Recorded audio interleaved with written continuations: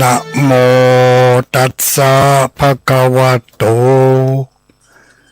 อะระหะโตสัมมาสัมพุทธัสสะนะโมตัสสะภะคะวะโตอะระหะโตสัมมาสัมพุทธัสสะ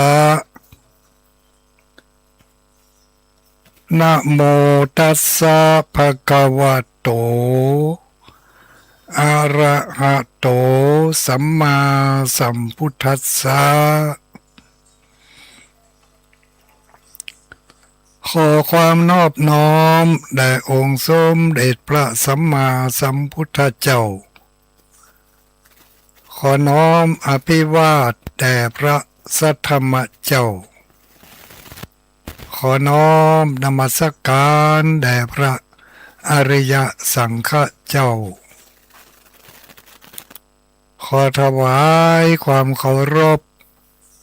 มาอย่างท่านพระคุณเจ้าท่านเจ้าคณะพระสังฆาธิการท่านครูบาอาจารย์พระสงฆ์องค์สังฆเจ้าตุปีตุนาตุลุงตุวิตุปู่ตุป่อขอแสดงความเคารพทุกตนทุกองค์นะครับเนอเจริญสุขเจริญพรสวัสดียามค่ำคืนมายังอุบาสกอุบาสิกาผู้จิตผู้มีจิตใจมักใฝ่ในการทำบุญผู้มีจิตใจมักใฝ่ในการทำบุญบางคนอาจจะสงสัยว่าไปทำบุญได้อย่างไงตุลุง ก็เดี๋ยวก็ฟังกันต่อไปผู้มีจิตใจมักใฝ่ในการทำบุญค่ำคืนวันนี้ตรงกับคืนวันจันทร์ที่3เดือนสิงหาคมเนาะเดือนสิงหาคมนี่เป็นเดือนท้น8ของปฏิทินปฏิทินสากลเป็นเดือนที่8เอา2569นี่เดินมาได้8เดือนแล้วเนอะ8เดือนที่8ย่างมาได้วันนี้วันที่3ละก็เรียกว่าวันที่3เดือนสิงหาคมถ้าเดือนเมืองเขาก็เป็นเดือน10นะมาเดือนนี้นะเดือน10 2เดือน10นี่เป็นเดือนที่2ละเดือน10วันนี้ตรงกับเดือน10แรม5ค่ำเดือน10แรม5ค่ำพร่ำว่าเป็นวันจันทร์เนาะเป็นวันจันทร์เมื่อคืนวันจันทร์ก็ทุกคืนวันจันทร์หมู่เฮาทั้งหลายพุทธศาสนิกชนผู้มักใฝ่ในในการทำบุญก็จะได้รับฟังคติธรรมข้อเตือนจิตสะกิดใจเล็กๆน้อยๆนำมาฝากกันเนื้อหาสาระนั่นก็มีบ่นักบ่หลายก็เอามาแบบเอามาแบ่งมาปันกันเหมือนกับตรงโต๊ะซ่ามา ตรงโต๊ะซ่ายามนี่มีหน่อยมันยังตรงโต๊ะซ่ามันลำไยกันเนาะเอามาลำไยมาในซ่านี่มีหลายอย่างเนอะมีถึงบัลลัมไยเกรด A เกรด B เกรด C แล้วก็บัลลัมไยเน่าก็มี บัลลัมไยเป็นแมงก็มีก็ใส่เอาเนอะใส่เอาเถอะในซ่าเนี่ย มีของดีๆเพิ่นเรียกว่าตะกร้าในตะกร้านี่เนาะตะกร้าบะลำไยเขาสมมติว่าบะลำไยนั่นเป็นพระธรรมอีกอะเนาะเป็นพระธรรมก็เลือกเอาพระธรรมที่ดีๆเหมาะกับเหมาะกับปากของเขาอะนะบะลำไยมันมีหลายเกรดลูกเกรด A ดับเบิล A ก็มีอันใดมันจะลำอันใดควรจะดีเก็บไว้ใส่ไปตัวกินไปตัวก็อย่างนั้นพระธรรมที่จะนำเสนอนี่ก็อย่างกับลำไยอยู่ในเข่งนะมันหนักมันหลายปะปนสูนกันที่มันเน่าเละก็มีเอาขว้างเห็นเด้อที่มันเน่ามันเละนั่นก็คือกำอู้กำจ่าเนี่ยนะก็เหมือนกับมะลำไยในซ่าในกุ๋ยเนี่ยบางแก่นก็บางกำอู้บางประโยคก็แม่ชาบซึ้ง บางประโยคแม่ไม่ได้ความเลยพูดคำหยาบอะไรก็ไม่รู้บ่มีเนื้อหาสาระพูดเล่นพูดหัวก็เอาขว้างให้กันเนอะจะไปเอาไปเพาะกับเจ้าหมูที่มันดีๆมันจะพาให้เจ้าหมูเสียไปด้วยนะในซ่าในกุยนี่ในธรรมะที่เอาออกมาตรงโต๊ะมากูคืนเนี่ยทุกคืนวันจันทร์ผู้ที่ตรงโต๊ะมานี่คือใครเอ่ย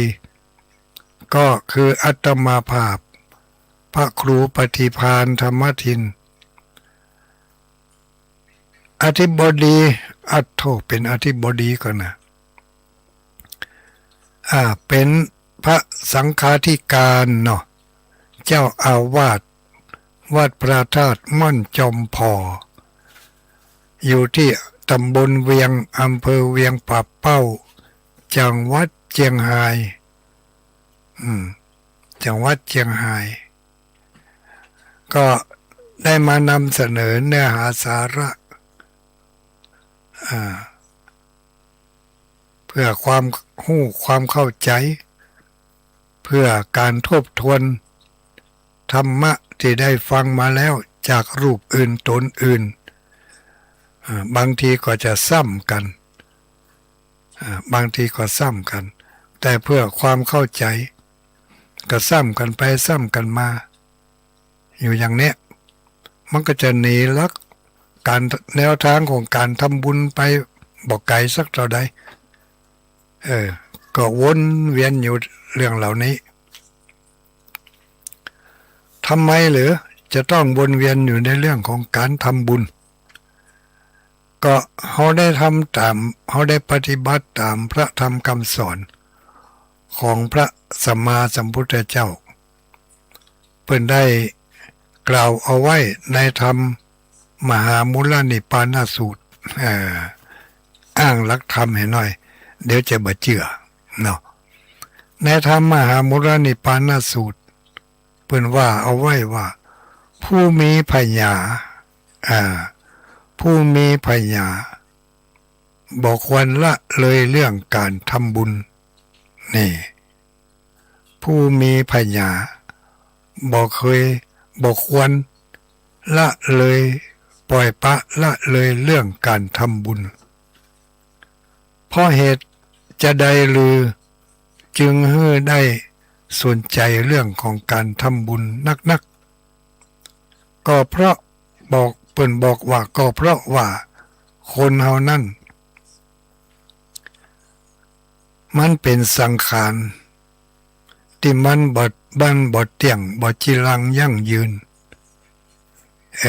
บดจีรังยั่งยืนบางพ่องก็เกิดมา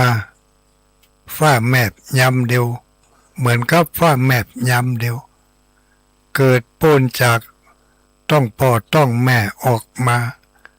ได้สูดลมหายใจหวาบเดียวตายไปก็มี บางคนก็ตายเมื่อยามหนุ่มน้อยกำลังล่นแล่นขึ้นกองล่องกองก้นมน ตายไปให้ก็มีบางคนตายเมื่อยามเป็นหนุ่มเป็นสาวเนี่ยกำลังจูจีดูดีนัดกันจะแต่งแต่งงานกันวันนั้นวันนี้มาเดี๋ยวนี้ต่างผู้ต่างคนก็เฮียนจบละพร้อมที่จะทำงานแล้วไปเอาปากันไปบ้านไปจองไปให้พ่อให้แม่ได้ครับฮู้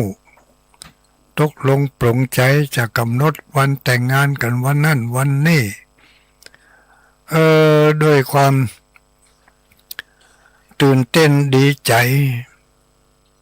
เกี่ยมการเกี่ยมงานกันอย่างเหมาะอันนั้นวิทย์อันนี้ขาดหล่นออกไปซื้อตังกาดตังลีด้วยความฝังความหีบบัดตันได้พอพญามัจจุราชก็เลยเกิดอุบัติเหตุเกิดอุบัติเหตุตายไปแห่ก็มีบางคนก็ตายโดยเหตุอื่นที่ยังกำลังเป็นหนุ่มเป็นสาวบางคนโป้นจากวัยหนุ่มวัยสาวมาแล้วเป็นวัยกำลังกำลังหาเสาะเบี้ยหาเงินเพื่อจะประกอบอาชีพการงานตั้งหลักตั้งฐานให้มีฐานะมั่นคงยั่งยืนขยันทำการทำงานแต่เนอะบ่มีเวลาที่จะพักผ่อนได้นักทำเข้าข้อห้ามถามหาเป็นลมตายไปฮะเป็นหัวใจวายฮะเป็นฮิสตกสแตกไปฮะหรือมาอันก็ถูกฆาตกรรมกาเนี่ยตายไปฮะที่ยังบัดตันได้สร้างบ้านสร้างจองอย่างกำลังหาอยู่เนี่ยบางคนโปนไว้หาไปแล้ว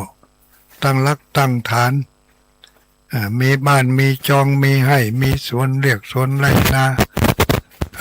ไปทำการทำงานหัวกุดป่าเก้าอยู่ในให้ในสวนเอาไปเอามาเป็นโรคเป็นลมตายคำให้คำสวนพุ่นก็มีละลูกละเมียละผัวไว้ตั้งหลังตัวเองก็ตายไปแห่อย่างอีกแล้วบางคนก็อยู่มาจนเฒ่าจนแก่ชราอยู่มาจนเป็นผู้เฒ่าผู้แก่ผู้สูงอายุมาเดี๋ยวนี้ก็70 80 90 100แต่ว่าบรรษีนี่ก็หันเพิ่นให้รางวัลคนที่มีอายุได้100 ปีก็ยังมีอยู่เนอะคนอายุ100 ปีก็ถึงถึงเวลาแล้วก็รับตาลาโลกไป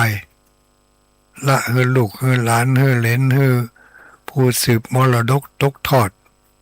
ต่อไปอันนี้เพิ่นบอกว่าเพราะฉะนั้นเมื่อคิดได้อย่างเลี้ยงลำดับไป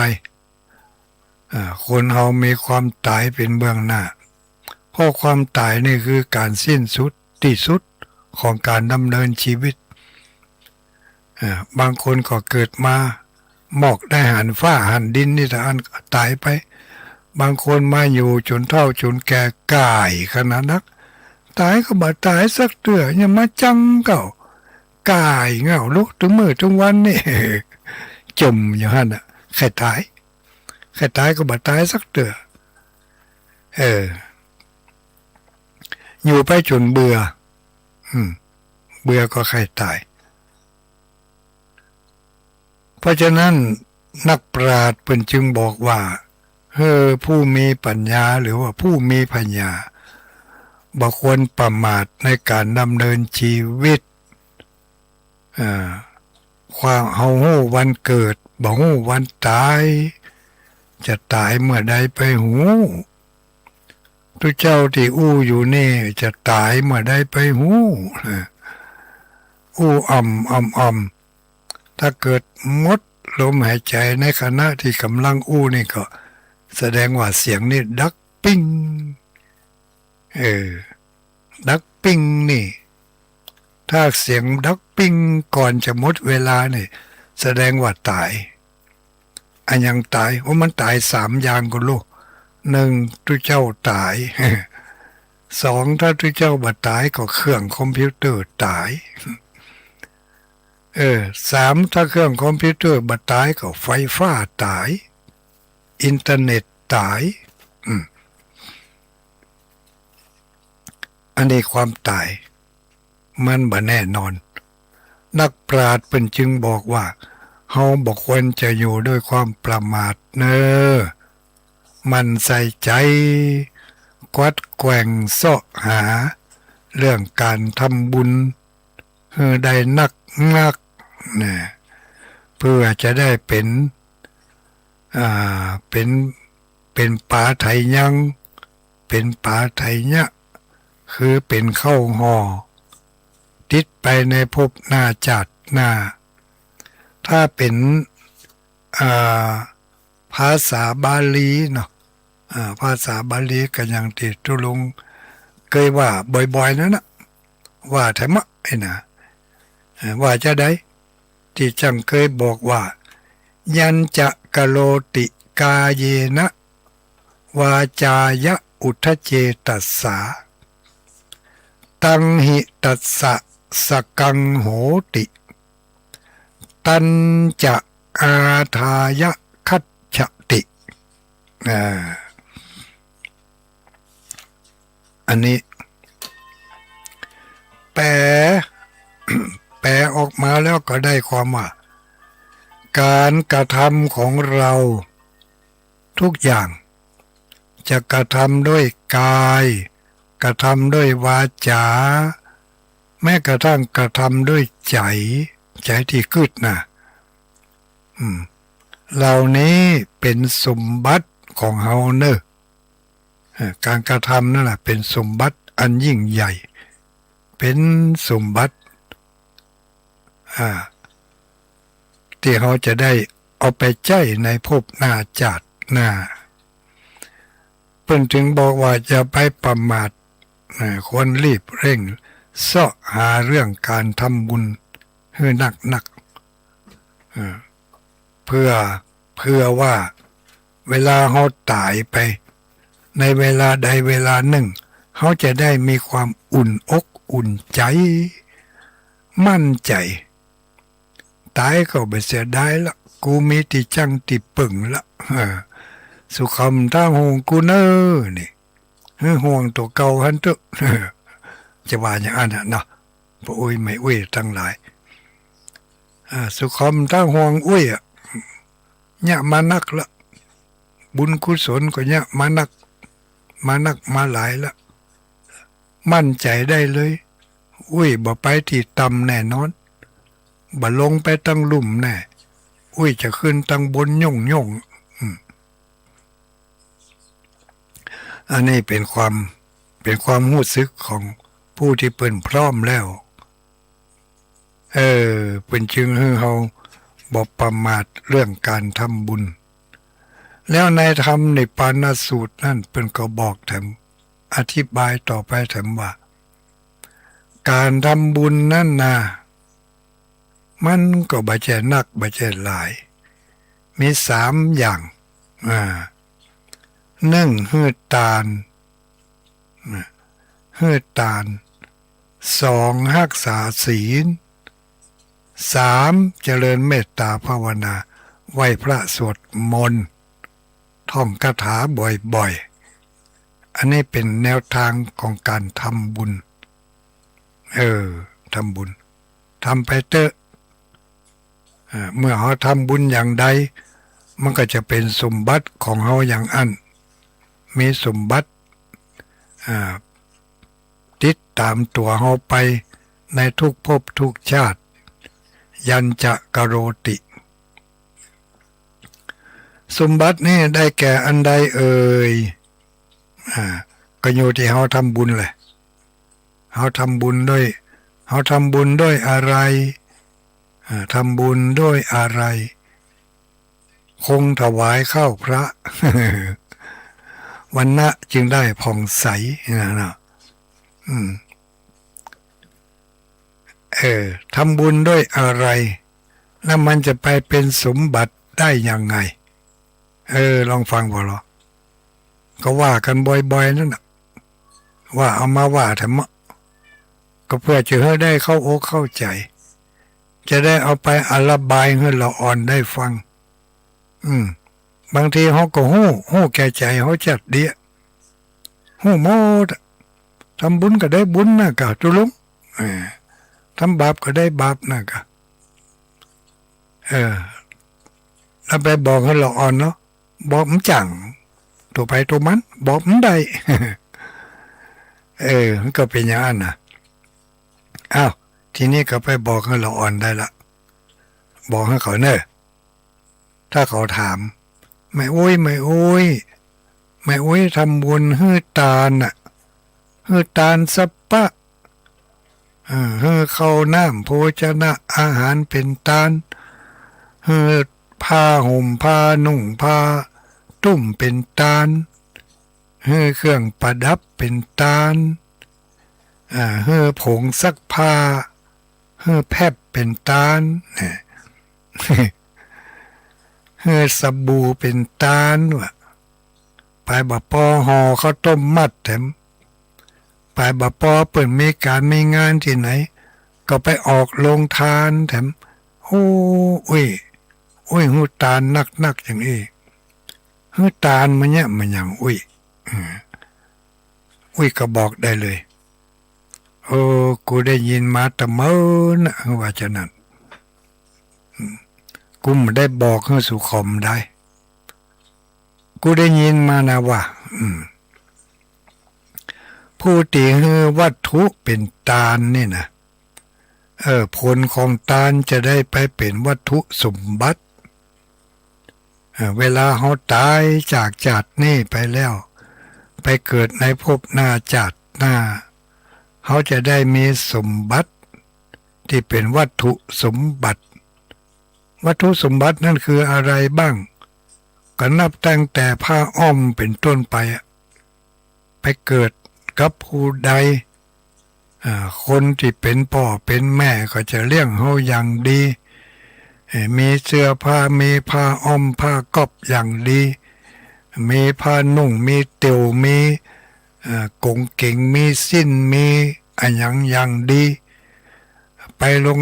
งเรียนก็จะได้มีการแต่งเนื้อแต่งตัวอย่างดีสมบัติดีๆเหล่านี้ได้มาจากเขาเคยฮื้อตาลนะเขาเคยฮื้อตาลวัตถุที่เป็นสิ่งของนั่นน่ะฮื้อตาลเสื้อผ้าอาภรณ์ในภพนี้จัดนี่มันจะเป็นสมบัติเป็นวัตถุสมบัติในภพหน้าจัดหน้าถ้ามันหันภพหน้าจัดหน้ามันไก่ลำไปก้าเอาจัดนี่ก็ได้จัดนี้ จัดนี่ก็เป็นผลมาจากจัดแล้วที่เขามีเข้ามีของมีเงินมีทองมีเครื่องใช้อำนวยความสะดวกทุกอย่างมีรถรางยานพาหนะเป็นของตัวเองมีโทรศัพท์มือถือเป็นของตัวเองมีกระเป๋าเป็นของตัวเองเหล่านี้ได้มาจากอดีตเขาเป็นคนเคยให้วัตถุตาลมาถึงปัจจุบันนี้วัตถุสมบัติจึงมีเกิดขึ้นแก่เขาลองพอดอกบางคนมีฐานะอย่างเดียวกันเต่ากันแต่บ่มีของใจเหมือนกับเขาได้ใจบ่มีของกินเหมือนกับเขาได้กินมีฐานะอย่างเดียวกันนะเต่ากันนะมีเงินเดือนเหมือนกันนะแต่เวลาจะกินจะใจเนี่ยเสียดาย จะซื้อมากินก็บ่กล้าซื้อจะกินของแพงๆก็บ่กล้ากินเพราะความตนีในอดีตบ่เคยให้บ่เคยแบ่งปันมาถึงปัจจุบันนี่มีแต่กินบ่ได้ใจบ่ได้นะไปโรงพยาบาลเป็นได้ยาอย่างดีตัวเองได้ยาหมอกพอให้พอดีทั้งที่ฐานะอย่างเดียวกันจ่ายยามาเพิ่นกินยาแล้วหายจากโรคแต่เฮากินแล้วยังเก่าก็เหมือนกินก็เหมือนกับบ่ได้กินก็ยาอย่างเดียวกันนะโรคภัยไข้เจ็บแตกต่างกันด้วยกรรมวิบากกรรมเนาะเนี่ยเพิ่นในธรรมนิพพานสูตรเพิ่นถึงได้ย่ำบอกว่าผู้มีปัญญาบ่ควรประมาทควรเร่งรีบในการทำบุญควรเร่งรีบและใส่ใจในการทำบุญชีวิตของเฮาอยู่ในโลกนี้มันบ่เหมือนบางคนก็ตายหนุ่มตายน้อยตายมายำกำลังหามากำลังตั้งเนื้อตั้งตัวเขาร้องพอคนที่เขาตายถึงวันนี่ดอกบางคนนี่มีสปะเอารถออกไปขี่เล่นแต่งรถอย่างเฮิ่มเตือราคารถเป็นแสนการถที่เอาไปแต่งนะรถเขี่ยงเนี่ยราคาเป็นแสนเป็นล้านก็มีนี่ขี่ไปขี่มาปกกระแดกตายฮะครองสมบัตินั่นได้บ่เหมือนสักคำมีได้บ่เหมือนเพราะว่าเหตุในอดีตสร้างมาแบบไม่ต่อเนื่องนะแล้วก็บางทีก็ตั้งตัวตั้งมือนี่ชอบทำชอบสร้างแต่ตั้งปากนี่ชอบตำหนิติเตียนเปิ้นใส่ร้ายป้ายสีเปิ้นกล่าวกำบดิบบดีให้เปิ้นตกอกตกใจตกเบี้ยเสียของเสียอกเสียใจพิดกันเถียงกันเพราะเฮาเป็นคนยุแย่ก็เกิดมาในจัดนี่ก็เลยทำให้เป็นคนผิดหวังจะเนี่ยอันยังจะได้มาล้ำมาลอยแล้วผิดหวังไปเหรออย่างโมที่ถูกหวยนั่นนะเนาะถูกหวยรางวัลที่หนึ่งแท้ๆนี่ถูกเปิ่นโกงเอาไปเหรอก็มีขึ้นศาลบางรายนี่จะเป็น3-4 ปีพุ่นไปต่อสู้กันในศาลกว่าจะได้รางวัลเงินรางวัลกว่าจะได้มาเอาไปเสี่ยงครับขึ้นศาลเนี่ยไม่ใช่น้อยเนี่ยอันมันเป็นอย่างอีกก็ไม่นะเนี่ยเป็นเรื่องของกรรมทั้งนั้นเรื่องของบุญสรุปกันสั้นๆทำบุญให้ทานเพื่อจะได้เป็นสมบัติที่เป็นวัตถุสมบัติในอนาคตตั้งหน้าบอกว่าชาตินี้และชาติหน้าแหละถ้าเราทำบุญให้ทานชาตินี้ผลที่จะได้รับในปัจจุบันก็เพราะเราไปต่อยอดในอดีตชาติที่เราเคยให้ทานมาในภพก่อนชาติก่อนเมื่อทำไปแล้วผลบุญผลทานอันนั้นมันเข้าไปเชื่อมกันระหว่างชาตินี้กับชาติก่อนเขาทำชาตินี้มันไปเชื่อมต่อกับชาติก่อนก็จึงทำให้ได้ผลในปัจจุบันบางทีชาตินี้เขาทำนักแต่ว่าชาติแล้วเขาบ่เคยทำอย่างนี้มันก็บ่ได้ไปเชื่อมกันนะเมื่อบ่ได้ไปเชื่อมกันผลของมันก็จึงบ่ได้ปรากฏแก่เฮาก็บ่ต้องไปท่อมันบ่ต้องไปอ่อนอกอ่อนใจมันก่อยเนี่ยไปทำไปไม่แต่งตาหังไม่แต่งก๋วยตาหัง สักวันเนี่ยมันก็ต้องแต่งถูกช่องของมันอ่ะมันถึงเมื่อถึงวันเนี่ยเขาแต่งไปตัดใส่อันไปแต่งผักนี่แต่ผักทั้งปุ้นไปตัดใส่ยังไงตัดใส่ตีเติกตีก๋วยฮะเนาะอู้ถึงก๋วยนี่คนรุ่นนี่มาหู้จักตะกร้าตะกร้าใบใหญ่ๆที่มันมีรูเนี่ยเอาเล็กแตงเข้าไปทางนี้มันเข้าแท้เพื่อไปถึงลายปุ้นมันไปปะใส่ตัวที่กั้นเนี่ยมันบ่พดลายสักกำเฮาทำบุญทำทานเฮาทำงานการอาชีพมันยังต่างๆถึงเมื่อถึงวันนี้สำหรับคนหนุ่มคนกำเนาะพออุ้ยไม่อุ้ยเฮาทั้งหลายก็หมดวัยทำงานแล้วหมดวัยทำงานแล้วนั่งเสวยผลของกรรมอย่างเดียวใครที่ทำกรรมดีมานักก็มีความสุขความสบายนักจะกินก็ม่วนจะนอนก็ม่วนจะไปก็ม่วนจะมาก็ม่วนอุปทะดังใจไปหากุสิ่งกุอย่างเปิ้นจวนกันจะไปตานเตียนวาสาปุ้นภาคอีสานปุ้นก็ใครไปอยู่ก็พร้อมแล้วที่จะไป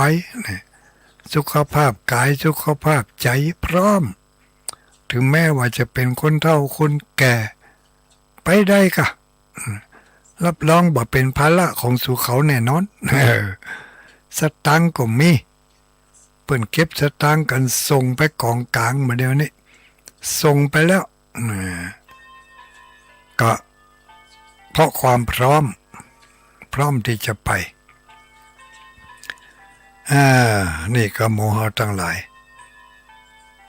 บางรายการนั้นบางเรื่องบางราวบางอย่างมันเป็นเรื่องเล็กๆน้อยๆเพิ่นเรียกว่าเส้นผมบางภูเขาเนาะเส้นผมบางภูเขาเฮา พอบ่ออกพอบ่หันมันมัวองจุ่งเลยนะแต่จริงมันก็บ่ใช่อันอย่างนักหนาหมอกเส้นผมเนี่ยมันมาบังขวางตาขวางแก้วตาเลยทำให้เขาบาหันชัดบาหันทีเอาเส้นผมออกเหียก็คือเอาโลภะโทสะโมหะออกเอาความหันพิษออกเอาความหันแก่ตัวหันแก่ได้ความตนีขี้จิออกเขาก็จะหันสัจธรรมที่มันเป็นความจริงว่าความจริงบุญนี่มีแต่รู้นี่บาปก็มีแต่รู้นี่ตอนนั้นก็จะได้เพิ่มบุญเติมทุนให้มันนักขึ้นก็หวังความสุขความสบายในภายภาคข้างหน้าปัจจุบันนี้ความสุขมีหมอกอีก็ยินดีพอใจเพราะเขาได้ทำมาหมอกอีก็หวังไปในวันข้างหน้าทำไปแถมทำบุญก็ไม่ใช่การอย่างเดียวลูกไม่ใช่การเฮือตานอย่างเดียวลูก3อย่างก่อนนะ1ให้ทานอันนี้จะย่าให้มีสมบัติเป็นวัตถุสมบัติ2รักษาศีลการรักษาศีลนี่ก็คือการคอยระมัดระวังควบคุมกายกับวาจาให้ดี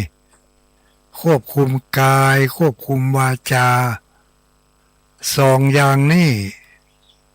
มันทำบาปได้ถ้าบ่ควบคุมเอาไว้มันก็ไปทำบาปโดยทางใดทางมือไปบุบโหตีตาเพิ่นทำร้ายร่างกายเพิ่น เบียดเบียนสัตว์เล็กสัตว์น้อยหันเป็นเรื่องสนุกสนานไปยุบไปกำบุคคลที่เปิ่นต้องห้ามเนี่ยไปละลานเปิ่นบุบยุบกำจับถือเปิ่นเนาะล่วงละเมิดอธิปไตยของกันและกันเนี่ยไปบ่พอกับไปลักไปฉวยไปยิบเอาของที่เปิ่นมาได้อนุญาตเหล่านี้ควบคุมด้วยอำนาจของศีลเนาะศีลก็คือการสำรวมระวังระมัดระวังให้ดีกฎกติกาของสังคมเป็นมีอย่างใดเขาเคารพกฎกติกาอันนั้นกฎกติกาของหมู่บ้านมีอย่างใดกฎกติกาของกลุ่มมีอย่างใดเขาเคารพกฎกติกาสังคมโลกเป็นมีมาตั้งแต่เมื่อแล้วมีกฎกติกาหนึ่งไม่ฆ่าสัตว์สองไม่ลักทรัพย์สามไม่ประพฤติผิดในกามสี่ไม่กล่าวคำเท็จคำส่อเสียดคำหยาบคำหาสาระประโยชน์บ่ได้ห้าไม่ดื่มสุราเมรัยไม่เสพติดของมึนเมาของเป็นพิษเป็นภัยต่อร่างกายต่อจิตใจเมื่อเว้นทั้งห้าอย่างได้นี่ห้าอย่างนี้ได้เรียกว่าเขาเคารพกฎกติกาของสังคมสังคมโลกด้วยนะสังคมตึงโลกไม่ใช่การสังคมในครอบครัวของเขาอย่างเดียวสังคมวงกว้างต่อไปก็เป็นกฎกติกาของสังคมที่แคบเข้ามาทำกฎกติกาของประเทศชาติบ้านเมืองเป็นมีอย่างใดเป็นห้ามอันหยังพ่องนี่ตลอดจนถึงกฎกติกาของการแจ้รถแจ้ถนนเหล่านี้เป็นกฎกติกาทั้งนั้นถ้าเขาเคารพกฎกติกาก็คือเขามีศีลนะที่ว่าคนมีศีลเป็นคนปกติก็เพราะอย่างเงี้ยเป็นคนปกติเพราะเคารพปฏิบัติตามกฎกติกาเนาะแล้วแม่เว้ยก็บอกให้ลูกให้หลานได้เลยผู้ที่รักษาศีลนี่นะจะมีสุขภาพกายสุขภาพใจที่สมบูรณ์บ่ค่อยจะมีโรคภัยไข้เจ็บอายุมั่นยืนยาวอายุมั่นยืนยาวเป็นโรคเป็นภัยมาให้บดีก็ห่มก็หายกินยาพ่องบ่กินยาพ่องก็หายบ่เรื่อรังเมินนานเพราะว่าพลังแห่งศีลพลังแห่งศีลเป็นสมบัติอันหนึ่งที่ติดตัวเฮามาเฮามีศีลในพวกก่อนจัดก่อนมาอย่างเฮาปัจจุบันนี้มีสุขภาพดีมีอายุยืนมาจนถึงปันนี้มาได้ยินทุลุงดอยได้อู้นี่ก็แสดงว่าอายุยืนนักแกก็เพราะเขาได้รักษาศีลมาดีทำให้อายุมั่นยืนยาวเขารักษาสมบัติได้เข้าของสมบัติของเขาหิมาได้หามาได้อยู่กับเขาได้เขากระใจมันได้อย่างสมน้ำสมเนื้อบ่ถูกหลอกถูกต้มถูกตุนบ่หายไปในระหว่างกลางตังกลางตากลางตังบ่ถูกมิจฉาชีพล่วงเอาไปก็เพราะเขาเคยรักษาศีลมานั่นเองรักษาศีลข้อที่สองบ่ไปลักบ่ไปจกบ่ยังของไผบางคนมีผัวเดียวเมียเดียวตลอดชีวิตอยู่กันกุมเท่าไม่เท่าหยอดตองกระบองหยอดเพชร มีความสื่อสัตย์สื่อใสต่อกันบ่กดบ่เลี้ยวก็เพราะว่าเคยรักษาศีลในข้อที่สามบางคน บางคนบางกู่นี่อยู่กันอย่างกับเพศกับยักษ์เนี่ยอยู่กันตึงบ่ม่วนจะละกันก็ตึงบ่ละมันละบ่ได้เพราะเวรกรรมได้ทำกับกันมาแล้วตายจากกันมาได้ก็โป้นกันไปมาอันแต่ถ้ายังอาฆาตอยู่ก็ไปพบหน้าก็ไปปะกันทำเนาะถ้าบ่อภัยให้แก่กันได้กันไปปะกันก็จะอันยังอี้ฮะเนาะเป็นกูทุกข์กูยากไม่ใช่กูมั่งกูมีไม่ใช่กูสร้างกูสมกูสุขเนาะเป็นกูทุกข์กูยากเป็นกูเพศกูผีผัวกรรมเมียกรรมผัวเบะเมียเต็บเมียตบเนี่ยมีลูกออกมาก็มาเป็นที่น่าฮักน่าเอ็นดูเนาะก็ล้วนแล้วแต่การผิดศีลนี่บ่เคารพในศีลในธรรมต่อไปผู้ที่มีกำอู้กำจาอู้ไปก็บ่เมไผไข่ฟังไปได้ก็บ่เก็บไปใส่จิตใส่ใจบ่หันเป็นเรื่องสำคัญอู้ไปร้อยกำปันกำน้ำท่วมตุ่งพักบุ้งหลงเหลงบ่มีไผเชื่อกำอู้ทั้งที่กำอู้นั้นเป็นกำอู้จัดดีมีประโยชน์ถูกต้องแต่ไผบ่ใครเชื่อก็เพราะว่าศีลข้อที่สี่ของเฮาบ่ค่อยจะใส่ใจรักษาไปแนะนำบอกกล่าวให้ลูกให้หลานก็บ่ใครเชื่อถ้อยฟังกำแนะนำจัดดีก็หาว่าจมว่าแซมบ่มองในแง่ดีกันเลยเพราะเราขาดศีลนั่นเองต้องคอยเอาให้ไหมจัดแล้วมันเป็นมาอย่างอันบอกว่ากันนะกะตัสสะนัตถิปฏิกาลังสิ่งที่ทำแล้วอย่างใดทำคืนไม่ได้ทำใหม่เลยตั้งหน้าตั้งตารักษาศีลให้ดีมีสัจจะวาจากำอู้กำใดเป็นกำนั่นรักษาสัจจะไว้เป็นสิ่งสำคัญอู้ถึงสัจจะแล้วคืนวันนี้จะได้เล่าประวัติประวัติพระเจ้าสิบจาติเก้า แปะไว้ละเหมือนแล้วเนี่ยที่จริงดูมันจะเล่านะแต่มันเล่าแบบไกลๆเนาะอาจจะบาตันได้ฟังให้เข้าใจจาติเก้าจาติเก้าเรียกว่าวิทุระบัณฑิตจาติสิบก็คือมหาเวสสันดรชาดกวันนี้จาติเก้าตะกี้อู้ถึงเรื่องสัจจะวาจาจาติเก้านั่นพระสัมมาสัมพุทธเจ้าของเราได้เสวยพระชาติเป็นวิทุระบัณฑิตที่บำเพ็ญบารมีในข้อที่ว่าสัจจะบารมีสัจจะบารมี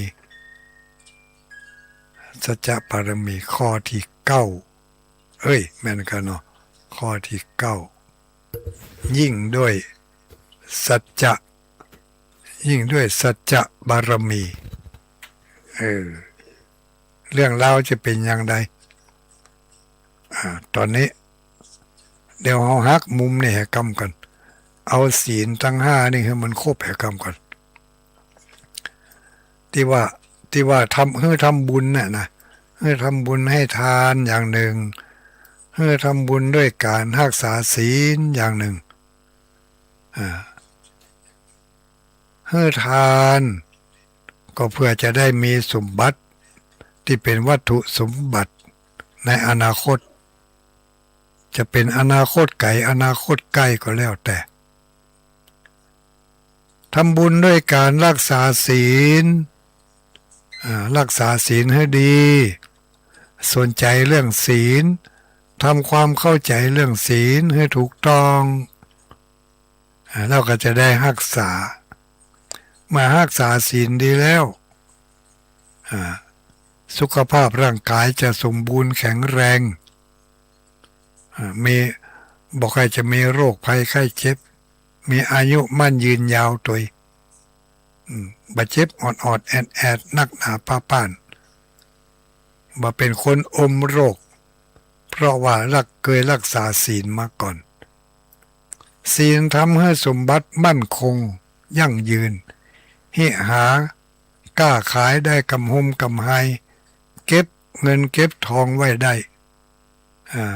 ได้อย่างมั่นคงยั่งยืนไม่ใช่ว่าอดมื้อกินมื้อไม่ใช่ว่ามีแต่บักกินบ่ใจกินบ่ได้ใจบ่ได้เสียดายนี่นะจะกินก็เสียดายจะใจก็กลัวมันเสี่ยงเนี่ยอันนี้ก็เรียกว่า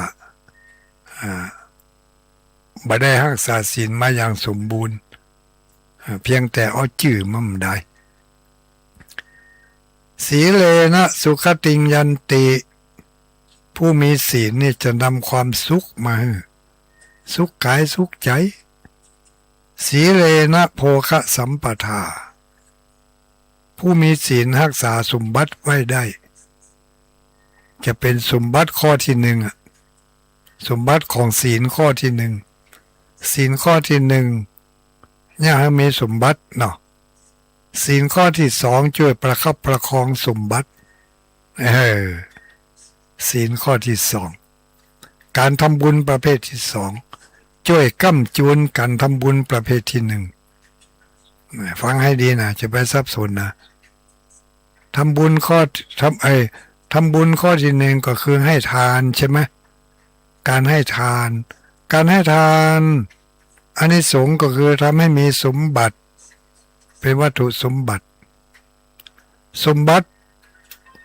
จากการให้ทานนี้จะอยู่ยั่งยืนได้ก็ต้องมีศีลเป็นเครื่องค้ำจุนอุดหนุนบำรุง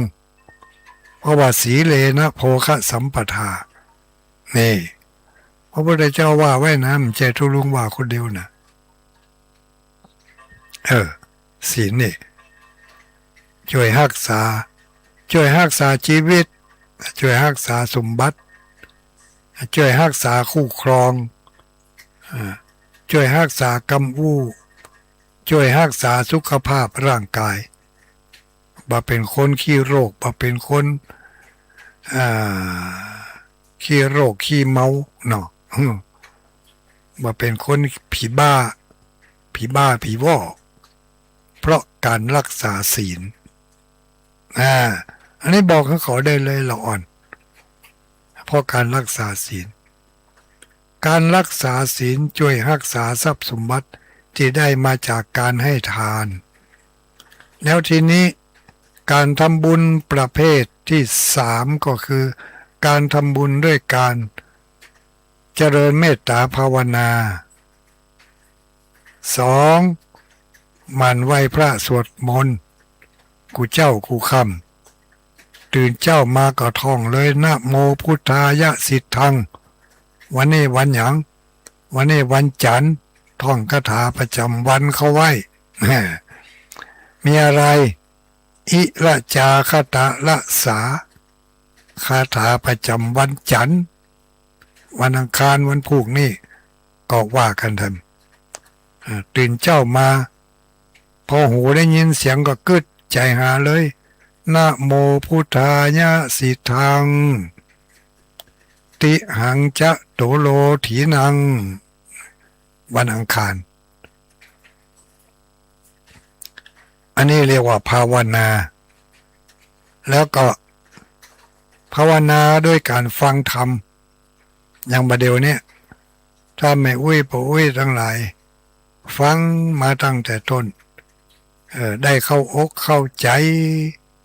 ในการฟังก็เรียกว่าภาวนานะฟังแล้วเข้าใจเรียกว่าภาวนาฟังแล้วไม่เข้าใจก็เรียกว่าฟังแบบมีสมาธิ เพราะว่าสมาธิและปัญญาลูกเนาะฟังเข้าใจ เกิดปัญญาฟังบ่เข้าใจฟังไปจะนั่นน่ะฟังเอาสมาธินะฟังเข้าใจแล้วเกิดปัญญาภาวนาก็ได้คำแปลดีว่าภาวนาการทำให้มีให้เกิดให้เป็นทำอะไรให้มีให้เกิดให้เป็นก็ทำสติสมาธิปัญญาให้มีให้เกิดให้เป็นนี่ภาวนานะการทำให้มีให้เกิดให้เป็นทำสติสมาธิทำสติสัมปชัญญะให้เกิดรู้ตัวทั่วพร้อมหายใจเข้าก็รู้หายใจออกก็รู้อย่างนี้แล้วก็มันจะได้เอาไปหู้อย่างอื่นตัวในเมื่อหู้อย่างอีแล้วทำให้เกิดปัญญารวบยอดการทำบุญในธรรมนิพพานสูตรเพิ่นบอกเอาไว้ว่าผู้มีปัญญาควรเร่งรีบขวนขวายในการทำบุญการทำบุญ3ประการหนึ่งการทำบุญให้ทาน2การทำบุญรักษาศีล3การทำบุญเจริญเมตตาภาวนาไหว้พระสวดมนต์และฟังเทศน์มาสรุปถ้าครบ3อย่างนี้แล้วมันเกื้อกูลซึ่งกันและกันในลักของการทำบุญ3ประการเนี่ยเหมือนก้อนเศร้า3ก้อนนั่นน่ะมันปึงป้าอาศัยซึ่งกันและกันจัดเข้ามาเป็นรูปธรรมเนาะยกตัวอย่างการทำบุญให้ทานนำให้เกิดสมบัติมีเข้าของเงินทองการทำบุญรักษาศีลช่วยให้ประคับประคองทรัพย์สมบัติเข้าของเงินทองใช้จ่ายถูกลู่ถูกทางรักษาได้เมินทรัพย์สมบัติอยู่กับเฮาได้เมินเพราะมีศีลและทรัพย์สมบัติที่อยู่กับเฮาได้เมินจะงอกเงยจะต่อยอดเป็นอย่างอื่นได้ไปเพิ่มพูนให้มีทรัพย์สมบัตินักขึ้นกว่าเก่าได้ก็เพราะการเจริญเมตตาภาวนาการเจริญเมตตาภาวนาทำให้เกิดปัญญาผู้มีปัญญาเท่านั้นจะบริหารทรัพย์สมบัติเข้าของเงินทองได้อย่างถูกต้องและเจริญรุ่งเรืองไปเลยผู้ขาดปัญญาถึงจะมีทรัพย์ก็บริหารทรัพย์ไม่เป็นเมื่อบริหารทรัพย์ไม่เป็นทรัพย์ก็อยู่ได้ไม่นานใช้จ่ายบ่จ้างกินบ่จ้างทานบ่จ้างใจบ่จ้างแบ่งเป็นสัดเป็นส่วนมีกะกู้มาทิกๆกู้มาทิกๆเนี่ยอันนี้รวมความแล้วทานศีลภาวนาทั้ง3อย่างนี้เกื้อกูลซึ่งกันและกันจึงเป็นแนวทางของการทำบุญเนาะเมื่อคืนนี่เป็นเจ้าเป็นหน้าแต่รู้นี่ ศีลข้อที่4คือมีสัจจวาจาคนที่มีสัจจวาจานี่องค์สมเด็จพระสัมมาสัมพุทธเจ้าของเราได้บำเพ็ญสัจจะบารมีถึงชาติก่อนนะเปิ่นได้บำเพ็ญสัจจะบารมีเป็นมหาชาติชาติเก้าชาติเก้าเนาะเวลาเหลืออยู่เนาะมาเดี๋ยวนี้กำลัง9 โมงมีไผมายืมมาใจผมก็จ้านี่ฮะ9 โมงเดี๋ยวกันเนอะตะกี้ได้เรื่องการให้ทานอนุโมทนาสาธุรับฟังอยู่ธรรมะดีขออนุโมทนาในแม่เวเนอร์ตอบ ไปมีไผ่แถมโอ้มานักมาหลายเว้ยเอาโทษเต็มหน้าจอหกก้อยจินดาว่าจะได้สวัสดีวันจันทร์ฟังอยู่นุจรีเนี่ยก็รับทราบฟังอยู่ต่อไปมีใครอีกโอ้เห็นแล้วโอ้ไปกดปิดเห็นแล้ว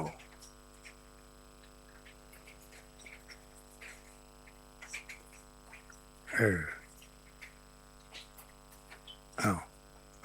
มาได้แล้วเหมาะอุ้ยเหยโอ้พี่คืนได้ละไปที่อื่นก็เนี่ยกำลังจะอ่านไลน์นี่ก่อนนะเดชอุดมนี่ใครบ้างฟังอยู่ไหมเดชอุดมฟังอยู่ต่อไปแสนทิพย์ฟังอยู่ต่อไปน้องพรสันทรายอันนี้ก็ฟังอยู่สาธุรอฟังฝนตกป่าเมียดฝนตกอีวะที่ว่าด้อยนี่ก็กำลังมานี่ปุกปักนี่มีลมตัวน้อยได้ยินเสียงกระดิ่งก็ต้องแต่งโมบายเนี่ย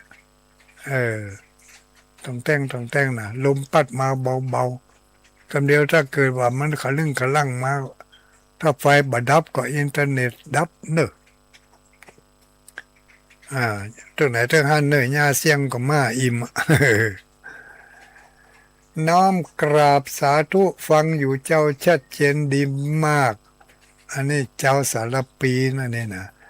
วิไลศรีนวลวันนั้นป้าวิไลศรีนวลหอมสตางค์มา500 บาทเนอะจะเอาซื้อยังก็ตามใจวะเพื่อนถ้าจะเอาเข้าห้อยเข้าดอยเบิ่งก็เดี๋ยวกันถ้ามันอันอย่างก็ถ้ามันแห้งก่อนไปบ่ได้เตื้อเดี๋ยวนี้นะถ้าไปกับรถขำออกมาไม่ได้รอสักวันก่อนถ้าอาจารย์ท่านพระครูพระครูสมุวิสุวัฒน์อันนี้เป็นบันทึกเสียงส่งสัญญาณวิทยุมาให้หมู่เฮาทั้งหลายได้ยินได้ฟังเนี่ยท่านพระครูวิสุวัฒน์เนี่ยขอบคุณไปเนอะเจ้าอาวาสวัดฝ่ายหินนะเป็นก็ส่งไลน์มานี่กราบนมัสการหลวงพ่อตุลุงดอยอันนี้เจ้าห้วยงูไหนห้วยงูไหนส่งข้อความมาไผอีกคุณวรดรวัดฝ่ายหิน104วัดฝ่ายหินชัดเจนครับสาธุอนุโมทนาคุณยายแม่อุ้ยเพชรบ้านดินดำแจ่ซ้อนเจ้าตุลุงฟังอยู่เนอชัดเจนสาธุอนุโมตามิภายแถมแม่สายฝนจันกุลนะน้องผาขาวฟังอยู่ฟังเป็นประจำนะเว้ยเนาะฟังเป็นประจำคำน้อยที่ไหนจ๊ะคำน้อยฟังอยู่ดอยหลวงคำน้อยดอยหลวงเมฆใจพะเยาดอยหลวงนี่เมฆใจก็เรียกว่าดอยหลวงเชียงรายนี่อันนี้ดอยหลวงเมฆใจวะฟังอยู่ดอยหลวงนี่เป็นชื่ออย่างชื่อบ้านก็ว่าชื่อสถานีวิทยุเมฆใจอำเภอเมฆใจจังหวัดพะเยาอำเภอเมฆใจจังหวัดพะเยาวันนั้นไผขอรูปมาขอรูปทำไมขอมาทำไมเนอะต้าเตออันนี้มาจากลำปางพิสมัยกราบไหว้สาธุลุงพระครูอุ้ยวะพระครู อุ้ยอีกอะเนาะอุ้ยติดตามอยู่ฟังธรรมอยู่ไม่ใช่ทุลุงอุ้ยไม่ใช่พระครูอุ้ยพระครูแล้วก็อุ้ยไม่อุ้ยเป็นคนติดตามอยู่อีกอะเนาะฟังอยู่อนุโมทนาในอุ้ยเนอะชมรมผู้ปฏิบัติธรรมวันเสาร์อันโลอันนี้เป็นเกียมตัวจะไปพุ่นกันลูกเนี่ยเออได้รถกี่คันแม่อุ้ยแม่อุ้ยจงดีมาหาตุลุงดอยด้วยเนอะ ยืมกับรถหลวงตา5,000ปัดโทจะมีว่า5,000นี่โอ้ถ้ามี5,000ก็ไปทุกเปิ้นแล้วอ๋อเฮ้ยแม่อุ้ยจงดีเชื่อกันท่าไปลืมเนอะหมู่ญาติโยมทั้งหลายวันที่12นี่นะมีการทอดผ้าป่าโดยเฉพาะอย่างยิ่งเป็นน้องลายด้อยวันตกอ่าในเขตอ่าในเขตชัยปราการฝางแม่อายเนาะเออในโรงเนี่ยโรง3 อำเภอเนี่ยหอมผ้าป่ากันได้นักๆหลายๆเนอะพระเดชพระคุณท่านอาจารย์ท่านพระครูหลวงพ่อใหญ่เจ้าคณะอำเภอวัดพระพุทธบาทอุดมเป็นจะได้สตังค์ไปซื้อเครื่องทรงทำไมนะไปซื้อเครื่องทรงมาทำไมจะได้กระจายเสียงให้หมู่เขาทั้งหลายได้ยินได้ฟังกันอย่างชัดเจนอ่ะ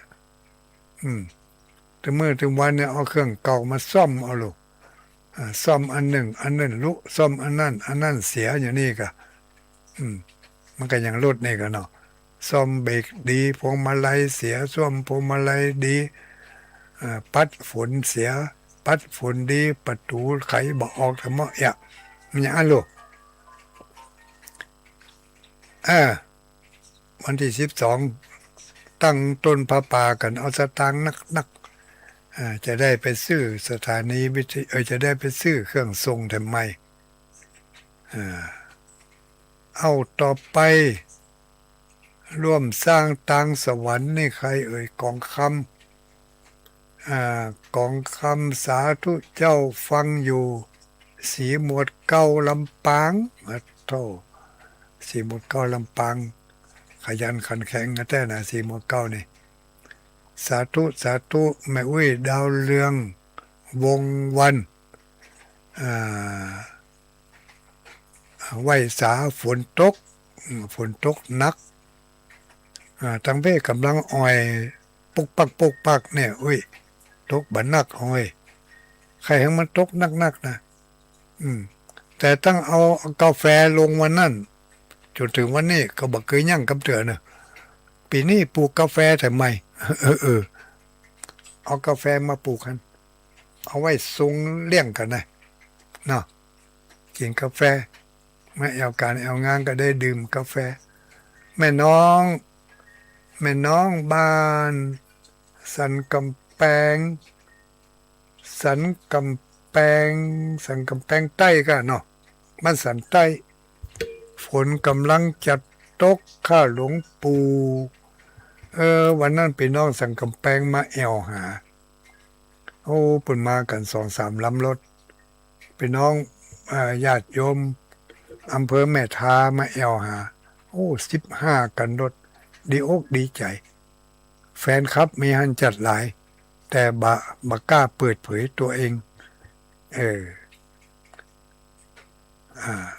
ไหวสาสาธุอนุโมทนาสตาญาติโยมทั้งหลายเนอะค่ำคืนวันนี้ตอนนี้21:13 นาทีลืมไปยังเป็นน้องเมืองแป่เมืองงามเมืองแพร่เมืองงามชัดเจนดีเจ้าฝนตกก็เมืองแป่แล้วก็เมืองเงาแถมโอ้วันนั้นถึงเมืองเงาวันนั้นวันไปไหนก็ไปดอยนางแก้ว เออพอดีว่ากำลังอยู่บนดอยนางแก้วอยู่มีป่ออุ้ยลูกจากเมืองเงาเปิ่นน่ะมาแอวหาป่ออุ้ยแก้วเนาะป่ออุ้ยแก้วอีแต่ก็เอาจีบไว้ในหูถ้าจะแม่นเนาะเปิ่นเป็นป่อเซลกันลูกป่ออุ้ยเซลสหาจืมปะละป่ออุ้ยเซลแก้วลูกจากเมืองเงาตัวขอตัวละอ่อนมาละอ่อนขอจะไปธุระก็เลยขอติดละอ่อนเขามาก็ดีละเนาะอนุโมทนาโตดีอกดีใจก็เลยฝากความคิดถึงไปหาหมู่พี่น้องเมืองเงาอืมพี่น้องญาติโยมเมืองเงาโดยเฉพาะอย่างยิ่งแม่อุ้ยครูอารีพันธ์เนาะศรีวิริยะไมยอันนี้เป็นแม่อุ้ยขาประจำฟังตลอดบอกว่ามาเดี๋ยวนี้ฝนตกหำหูบ่ฮู้เนาะแต่เมืองเงานี่เมืองเงานี่บ่มีลายก็อุ้ยเมืองเงานี่บ่ซักลายบ่มีไผเป็นลายเป็นสมาชิกลายคำแล้วที่อื่นเป็นยังมีเนี่ยเนาะที่อื่นลำปางก็มีแม่ใจก็มีพะเยาก็มีเมียงฝางลำพูนก็มีบึดกันเนอะโทรศัพท์นะบ่ต้องโทรเด้อเดี๋ยวจะเล่าประวัติของพระเจ้าสิบจัดที่เก้าคือฟังแห่กรรมเนาะตอบไลน์ไปแล้วหมดเลยที่ไม่ได้ตอบก็ต้องขออภัยภัยมานี่แต่คุณธิดาอันนี้ธิดาที่ไหนธิดาหนองยาวฝนตกนักขนาดตุลุงเอาส่งมาทางเพศผมว่าค้นลายตรงลายถนนมาได้เนี่ยตั้งหนองยาวเนี่ยตกว่ะตั้งที่ดาหนองยาวเวียงปะเป้าก็หนองยาวที่ไหนหนองยาวเมืองฝางก็มีนะอ้าวอันนี้ใครอีก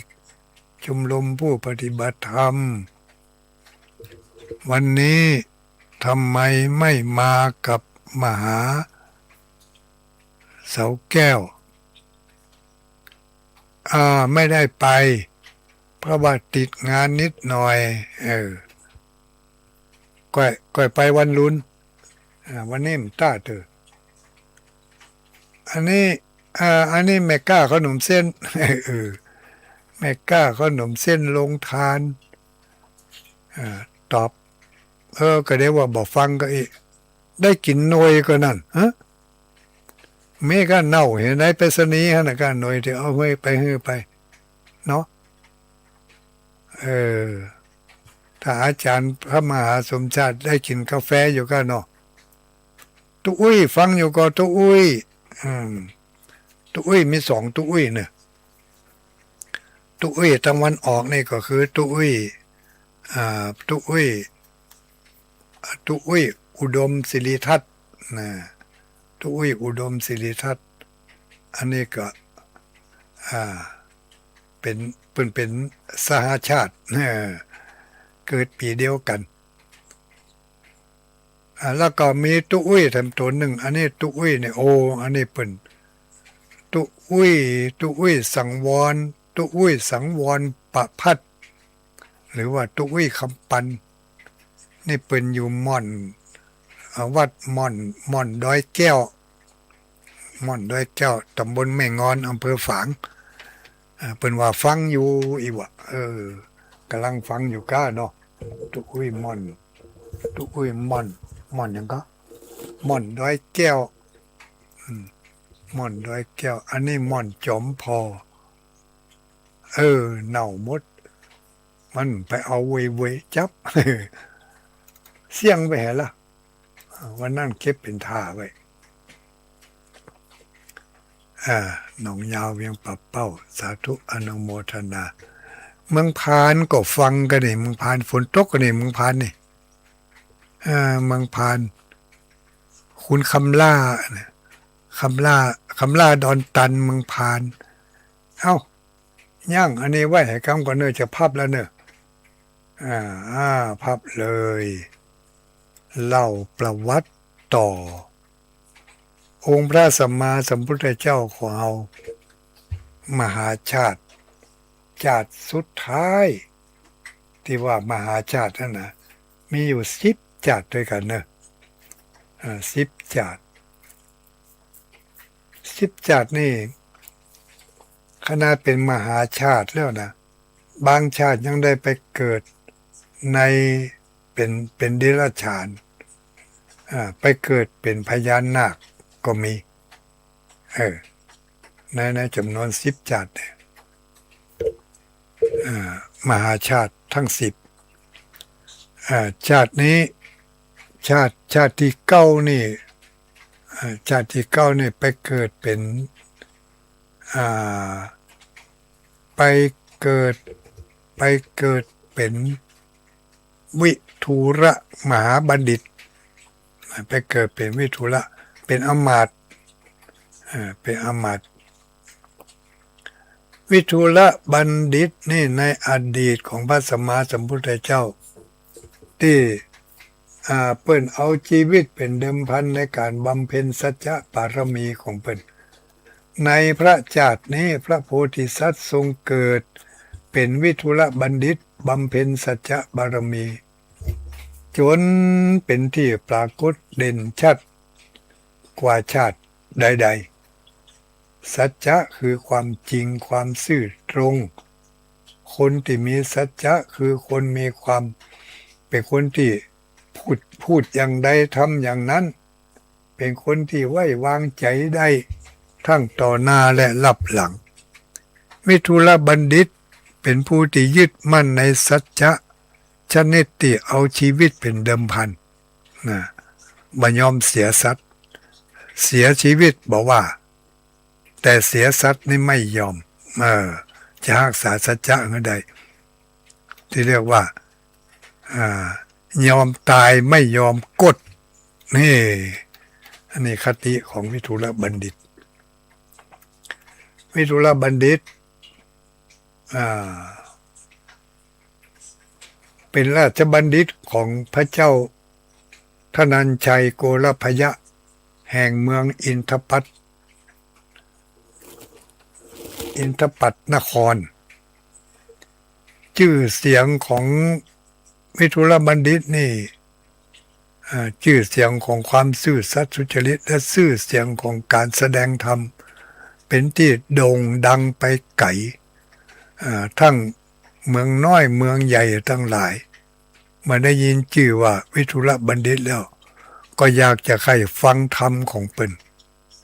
เป็นที่เรื่องลือว่าโอ้เปิ้นแสดงธรรมได้ไพเราะ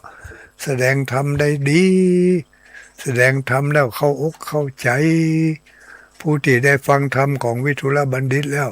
นำไปใช้ไปประกอบสัมมาอาชีพอันใดก็เจริญรุ่งเรืองก้าวหน้าตามคำแนะนำของเพิ่นทุกอย่างทุกประการ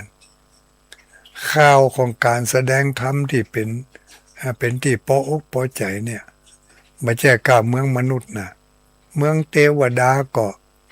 นิยมชมชอบพากันยกย่องแล้วมีลงไปถึงเมืองบาดาลเมืองพญานาคชื่อเสียงของท่านก็กระส่อนไปถึงเมืองพญานาคปุ่น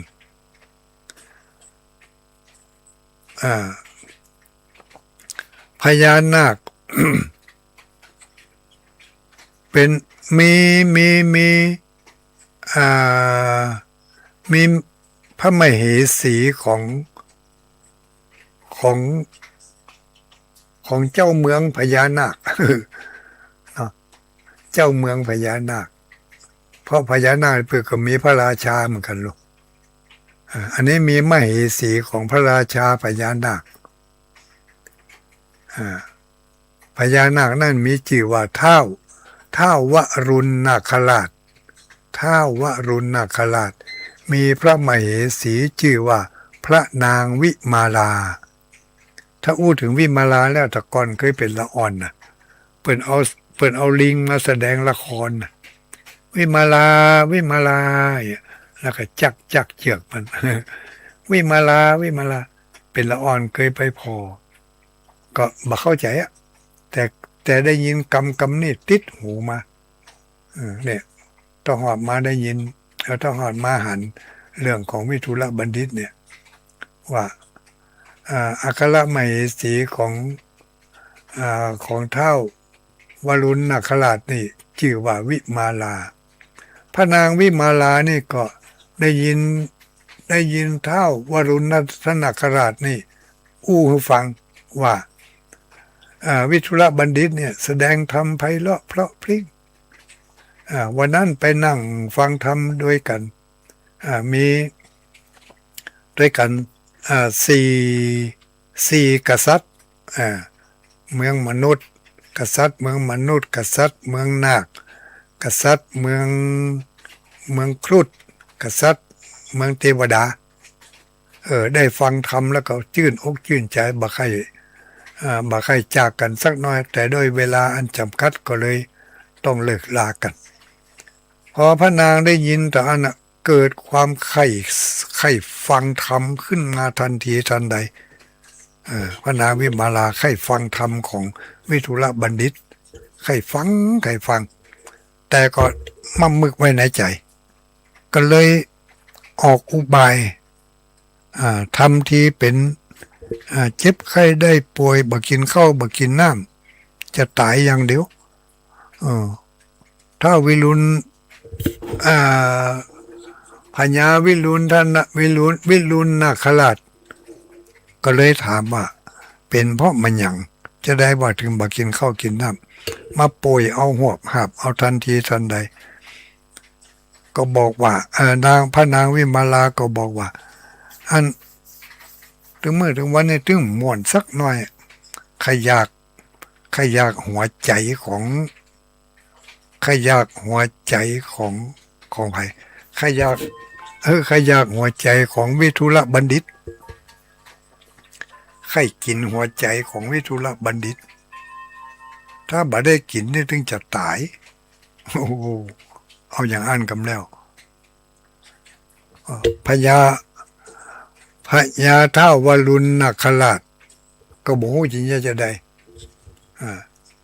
อันหนึ่งก็สงสารพระมเหสี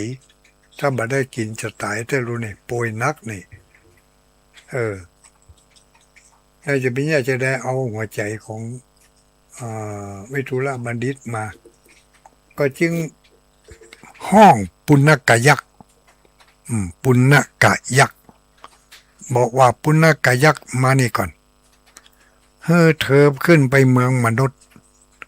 แล้วไปเอาหัวใจของวิทุรบัณฑิตมาให้พระมเหสีได้กินถ้าปุณกยักษ์แต่ว่าถ้าวรุณนาคราชก็กำซับด้วยนะแต่ว่าท่านปุณกยักษ์ต้องได้หัวใจของวิทุรบัณฑิตมาด้วยความชอบธรรมนะไม่ใช่ว่าไปฆ่าเขาแล้วก็เอามาแต่ว่าต้องได้มาด้วยความชอบธรรมด้วยความยินยอมของวิทุรบัณฑิตและผู้ปกครองของวิทุรบัณฑิตไม่ใช่ไปลักเอามาปุณกยักษ์ก็เลยรับอาสาจะไปเอาหัวใจของวิทุรบัณฑิตมาเลยขึ้นไปเมืองมนุษย์ขึ้นไปเมืองมนุษย์แล้วก็ไปต้าเล่นการพนันโดยพระเจ้าโกรพยะนะพระเจ้าธนัญชัยโกรพยะแห่งเมืองอินทปัตไปต้าเล่นการพนันกันจะเล่นมันอย่างจะเฮาเล่นฮอดดีกว่าเนาะถ้าจะง่ายนี่ในธรรมเป็นว่าเล่นมาลูกมาสักกาอย่างหูมันเข้าใจยากอะเนาะเอาที่เขาเข้าใจง่ายๆไปต้าเล่นฮอดกันเล่นฮอดเล่นแสงกับธนัญชัยพระเจ้าเมืองอินทปัตแล้วก็ ถ้าพนันกันมีเดิมพันเอาพญาท่านันใจเขาจะท่าเล่นการพนันเล่นฮอตถ้าเขาก้านพญาท่านันใจเขาจะยกแก้ววิเศษม้าวิเศษแก้ววิเศษของเขามีจะเสกอย่างได้หมดกำแล้วเหาะขึ้นไปบนอากาศก็ได้แก้วของเขาวิเศษมากม้าของเขาก็วิเศษเขาจะฮื้อสองอย่างนี้เลยถ้าเขาก้านแต่ถ้าหากว่าถ้าท่านเท่านั้นใช้ก้านล่ะจะเอามันอย่างมาเป็นเครื่องพนันท่านนั้นใจโกลพยาก็บอกว่าเขาจะยกเมืองอินทปัตนี่ฮือมดยกเว้นหนึ่งตัวของเขาสองราชบัลลังก์สามอัครมเหสีสามอย่างสี่อย่างนี่แหมอย่างอยู่หรือไม่ฮะสี่อย่างหนึ่งราชบัลลังก์อันนี้เขาบอกแต่บ้านเมืองเขาจะฮือสองตัวของเขาสามมเหสีของเขาสี่ลืมเขาลืมไปอันอย่างบ่ฮู้สี่อย่างนี้เขาจะยกให้ท่านสี่อย่างนี้เขาขอยกเว้นนอกนั้นเราจะยกให้ท่านหมดปุณกายักษ์ถามย่ำแทนว่าแน่นะบอกวันแน่เลยเอาตกลงเริ่มลงมือเริ่มลงมือเล่นฮอตกันเล่นฮอตยู่ไปยู่มายู่ไปยู่มาได้พักเขาตอนปัดโตกำนี้พระเจ้าธนัญชัยโกลพยะเริ่มจะเหงื่อออกละ เริ่มเอาผ้าเช็ดหน้าเข้ามาเช็ดแล้วแต่น้อยต่อมาลั่งให้กล้าเหลือฮอดตัวสุดท้าย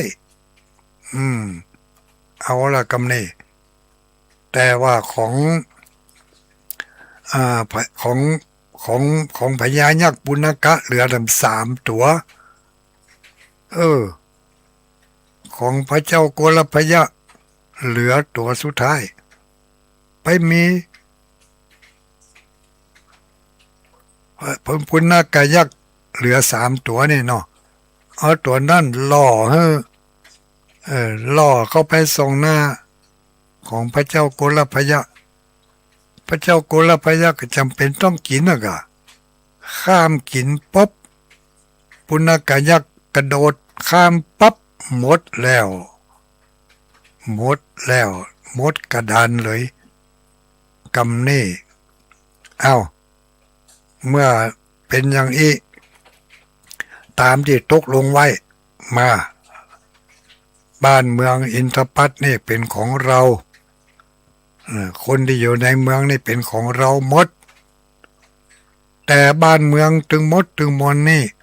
เขาบ่ต้องการเขาต้องการอย่างเดียวสิ่งนั้นก็คือ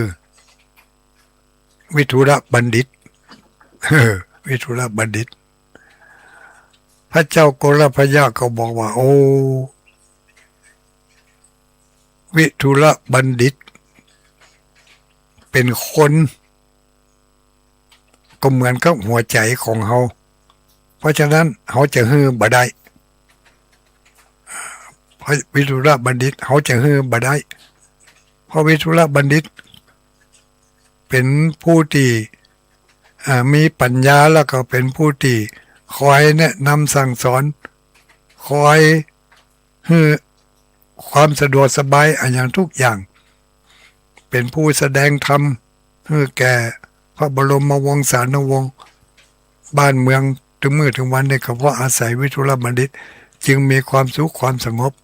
เพราะฉะนั้นวิทุรบัณฑิตจึงไม่ใช่ทรัพย์สมบัติที่ท่าน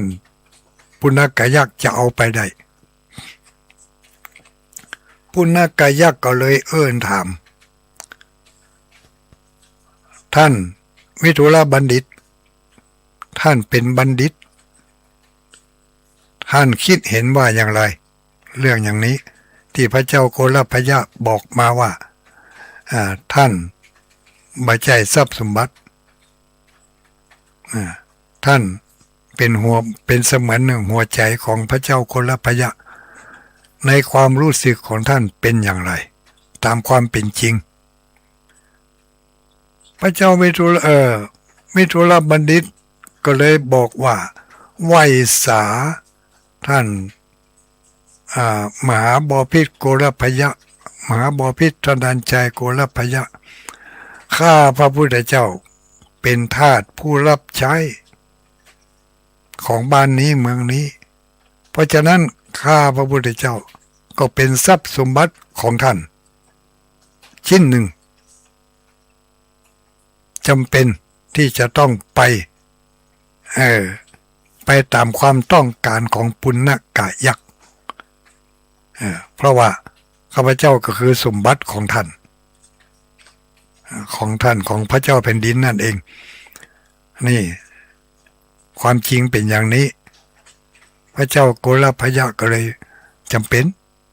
ในเมื่อมิถุลบัณฑิตบอกอย่างนั้นก็เอาท่านว่าแล้วพระเจ้าธนัญชัยโกรพยะก็เลยบอกให้ปุณณกะยักษ์ว่าเอาไปได้เมื่อเดี๋ยวนี้ในเมื่อมิถุลบัณฑิตบอกว่าตัวของท่านเป็นสมบัติของข้าพเจ้าก็ข้าพเจ้าได้รับปากแล้วว่าสมบัติทุกอย่างยกเว้น1ตัวของข้าพเจ้า2ภรรยา3ราชบัลลังก์4อันยังแถมหุมาเกี่ยวกับมิถุลบัณฑิตเพราะฉะนั้นมิถุลบัณฑิตจึงเป็นของท่านโดยชอบรับไปได้เลยปุณณกะยักษ์ก็เลยจับเอามิถุลบัณฑิตขึ้นขี่หลังม้าบอกว่าไปกับเราแล้วมิถุลบัณฑิตก็ขึ้นขี่หลังม้าไปตัวปุณณกะยักษ์พอไปถึงบนภูเขากลางป่าไม้หิมพานต์ปุณณกะยักษ์หาวิธีที่จะฆ่ามิถุลบัณฑิตด้วยวิธีใดก็ได้บัดตายคนนี้อย่างมาอย่างนั้นด้วยสัจจะบารมีของวิทุลบัณฑิตที่ได้บำเพ็ญมาเมื่อนานและก็มาถึงปัจจุบันนี้ก็ยังรักษาสัจจะอันนั้นไว้บ่ฮื้อตกต่ำเมื่อฮู้ว่าจะไปตายทั้งหน้าก็ยอมตายดีกว่าจะมาเสียทรัพย์เมื่อปุณณกะยักษ์หาวิธีที่จะฆ่าและจะควักเอาหัวใจของมิถุลบัณฑิตไปให้มเหสีวิมาลาเมื่อฆ่าบ่ได้อย่างนี้มิถุลบัณฑิตก็เลยถามความเป็นจริงว่าความจริงแต่นั่นน่ะที่ท่านปุณณกะยักษ์มาเอาเฮามาไปเนี่ยจะเอาไปเพื่ออะไรจะเอาไปที่ไหนปุณณกะยักษ์ในเมื่อเอาชนะ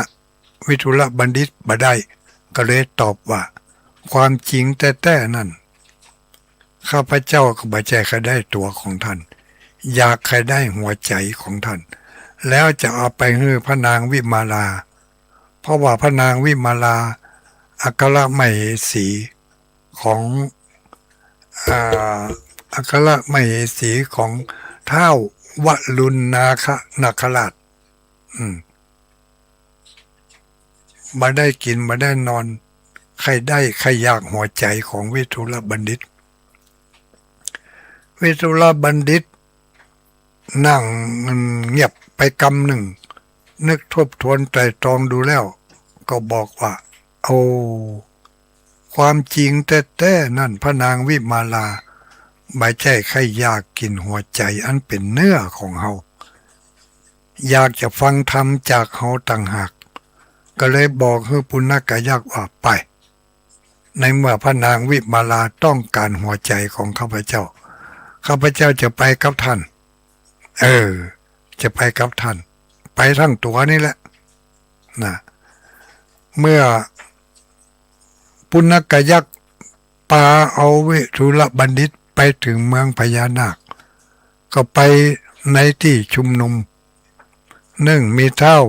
วรุณนาคราช2มีพระนางวิมาลา3มีปุณกยักษ์แล้วก็4มีวิทุลบัณฑิตท้าววรุณนาคราชถามวิทุลบัณฑิตว่าที่ท่านมาเนี่ยปุณกยักษ์ไปจวนท่านมาโดยวิธีใดไปขู่ไปเข็นก็ไปบังคับก็ไปใจเล่ห์เหลี่ยมอย่างใดก็ถึงได้ตัวท่านมานี่วิทุลบัณฑิตก็ตอบตามความเป็นจริงว่าปุณกยักษ์ไปต้าเล่นการพนันเล่นฮอดกับพญาเจ้าเมืองพญาเจ้าเมืองก้านก็เลยมอบข้าพเจ้าเนี่ยมาให้แก่ปุณกยักษ์เพื่อจะนำมายังเมืองบาดาลนี่พระเจ้าวรุณนาคราชก็เลยว่าก็แสดงว่าได้มาด้วยความชอบธรรมบ่ได้มาด้วยการไปทำร้ายร่างกายหรือไปขู่เข็นบังคับด้วยประการใดก็จึงขอให้วิทุลบัณฑิตแสดงธรรมให้ฟังวิทุลบัณฑิตก็เลยถือโอกาสนั้นแสดงธรรมให้แก่ท้าววรุณนาคราชให้แก่พระนางให้แก่พระนางวิมาลาแล้วก็ปุณกยักษ์ก็ได้ฟังไปตัวเมื่อทั้งสามพระองค์3 ตน 3 คนได้ฟังธรรมพร้อมกันแล้วก็เกิดความเลื่อมใสเกิดความยินดีปรีดาพระนางวิมาลาก็หายจากการเจ็บการไข้การป่วยมีหน้าตาผิวพรรณเปล่งปลั่งมีน้ำซุ่มน้ำเสียงติดดีขึ้นมาเป็นที่น่าพออกพอใจท้าววรุณนาคราชก็เลยบอกว่าเป็นจะได้พ่องวิมาลาได้ยินได้ฟังน้ำเลียงเสียงปากของวิทุลบัณฑิตแล้วเหมือนกับที่เราเคยได้ฟังมาก่อนพระนางวิมาลาก็บอกว่าสาธุข้าพเจ้ารอดตายแล้วที่ได้ยินได้ฟังน้ำเลียงเสียงปากและได้ฟังธรรมของท่านผู้รู้ผู้เป็นบัณฑิตสมควรแล้วที่ท่านเป็นบัณฑิตในเมืองมนุษย์ข้าพเจ้าขออนุโมทนาจากนั้นพระเจ้าวรุณนาคราชก็เลยบอกว่าปุณกยักษ์บัดนี้ภารกิจของท่านสำเร็จเรียบร้อยแล้วท่านจงเอาวิทุลบัณฑิตไปส่งปิกเมืองมนุษย์ปิกไปบ้านเก่าเมืองเดิมของเปิ้นแล้วปุณกยักษ์ก่อนเลยขึ้นไปขี่บนหลังม้าตัวเดิมแล้วก็เอาแก้ววิเศษมาตุยพร้อมกันนั่งก็เอาไปส่งให้กับถนนชัยโกลพยะมหากษัตริย์ที่กำลังง่อมก็ตึงหาวิทุลบัณฑิตจะเป็นจะตายจะได้กับหัวเน้ยนะเนาะพอดีวิทุลบัณฑิตก็เข้าไป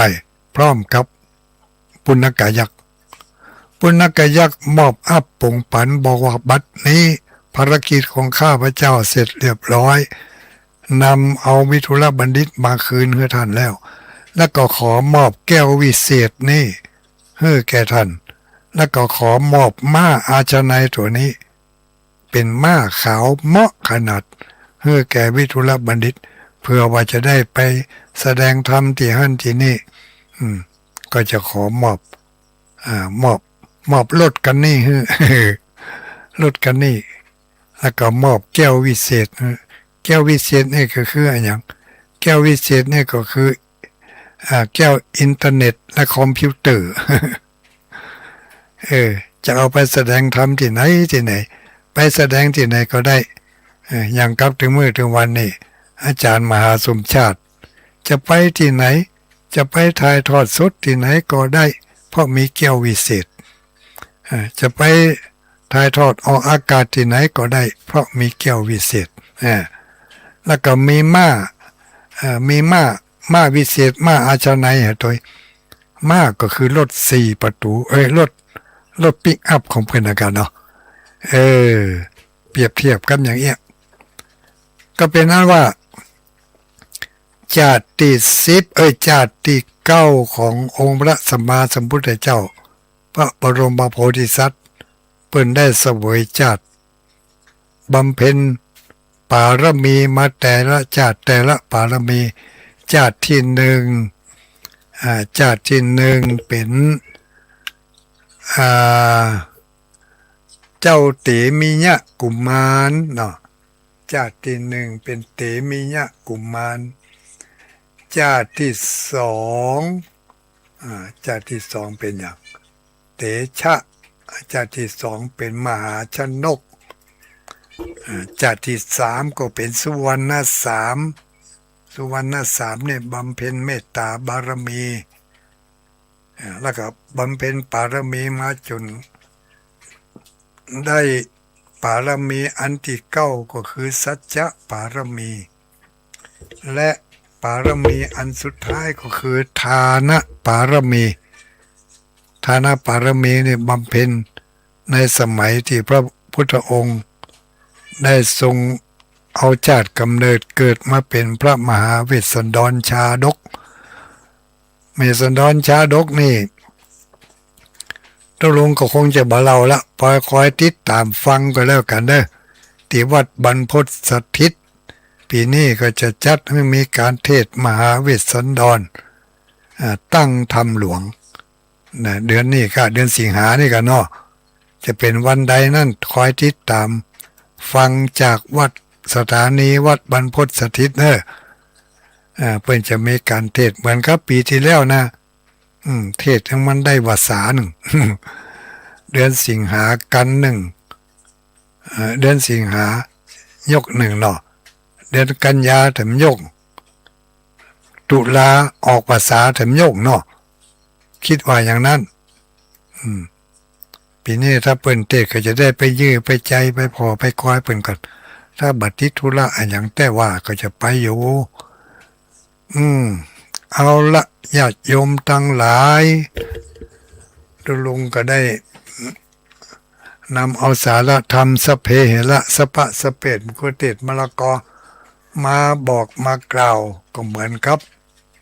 ได้ตรงโต๊ะเอาซ่าบะลำไยเอามาวางส่องหน้าญาติโยมทั้งหลายนี่ผู้ที่มักบะลำไยก็เลือกเอาเนอะที่อยู่ในซ่าในกุยนี่บะลำไยนั่นก็เปรียบเสมือนหนึ่งน้ำทำคำสอนเนาะซ่ากุยนั่นก็เหมือนกับวิทยุที่ญาติโยมทั้งหลายเปิดฟังอยู่ในเวลานี้อยู่ในให้ในสวนในที่นอนในบ้านในจองฝนตกผ่องฝนบ่ตกผ่องนี่นะเนาะบางที่บางแห่งก็ฝนตกบางที่บางแห่งก็ฟังไปได้สบายบางผู้บางคนฟังโดยรับโดยก็ขออนุโมทนากับญาติโยมทั้งหลายเนอะที่ได้ยินได้ฟังมาจนถึงบัดเดี๋ยวนี้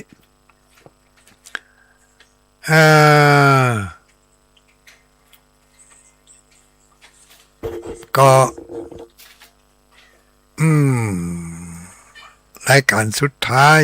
เหลือเวลานิดหน่อยก็รับโทรศัพท์เนาะสรุปให้ฟังกันไปแล้วซ่านี่กุยนี่ที่เอามาวางนี้ไผจะได้บะลำไยแก่นดีแก่นงามแก่นเกรดอย่างใดเกรดเอก็ดับเบิลเอก็เกรดซีก็อยู่ที่คนเลือกเนอะเลือกฟังได้ดีฟังด้วยดีย่อมเกิดปัญญาเนาะฟังไม่ดีก็จะเกิดปัญหา ที่ฟังบดีนะเกิดปัญหาอย่างใดโทรไปแต่เจ้าบ่ฮับเจ้าบ่เดียวนี่เพราะมันยังบ่ถึงเวลาฮับอู้บ่แล้วเนาะเอาละรับสายหน่อยจะได้สักกี่สายกี่นี่ก็ว่ากันเนอะแม่ฟองบ้านแม่ใจเจริญพร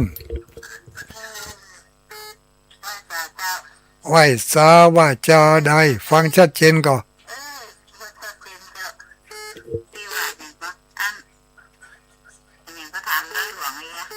เออดอยหลวงวิดีเรดิโอกะอ๋อก็ได้ว่าดอยหลวงเป็นอำเภอดอยหลวงนี่ดอยหลวงเรดิโออยู่อำเภอแม่ใจเนาะอนุโมทนาเนอสาธุสาธุก็ได้ยังเอาถึง7 วันเลยถ้าเอายาวเดี๋ยวไม่โทรมาลุ้นเนอะจะเขียนให้เป็นอย่างมีไลน์ก่อนนี่เอาถ้าไม่เดี๋ยวโทรมาเนอะไปลืมนะมีฮะอ๋อจดหมายมันจะจ้านะก็อั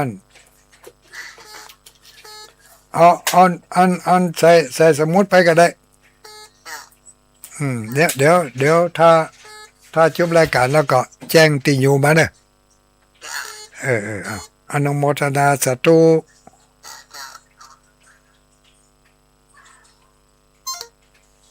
สายต่อไป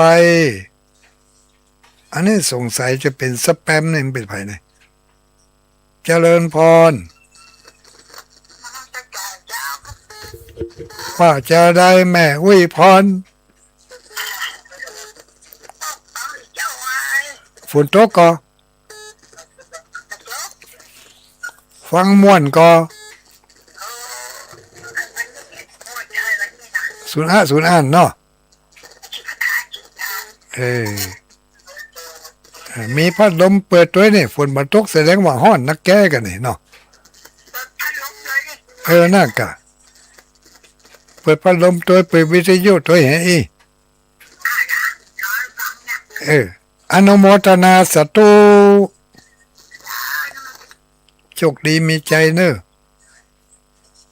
สายสแปมนี่มันแต่เจ้าแล้วนะนี่นะปางกำแพงหินว่าได้บนดอยฝนตกก็ตกถึงวันได้เก็บกาแฟแล้วก็เก็บเลยก็อ๋อเก็บซากะ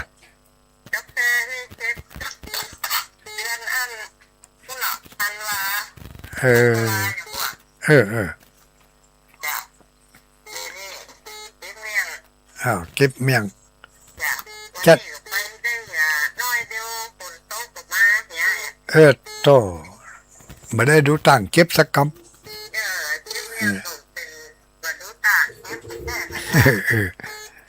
เป็นยังแม่นอนุโมทนาสาธุขอบคุณขอบใจจัดหลายขอบใจจัดหนัก093-272-2499 เจริญพร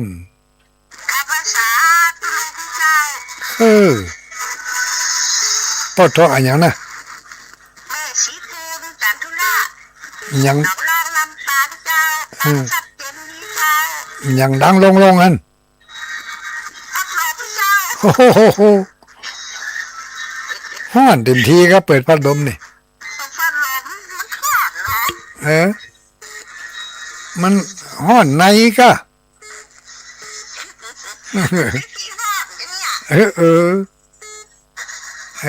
ฟังธรรมะไปเรื่อยๆมันจะได้เย็น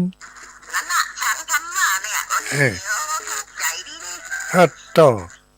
2 รส 2 ศาสตร์ไปเลยเนาะ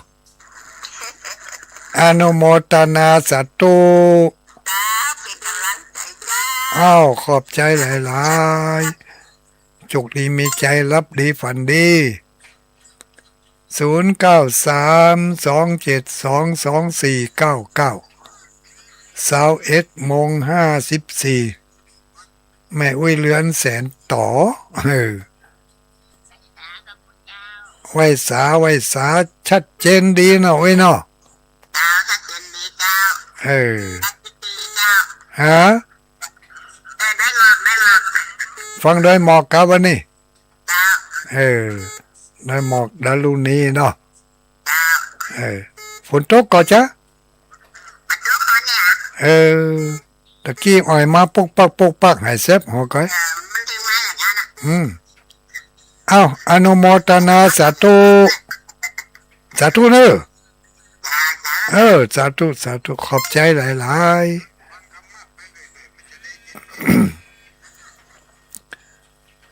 เจริญพร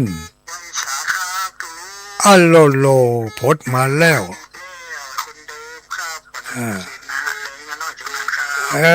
แฟนเก่าแฟนแก่เนาะ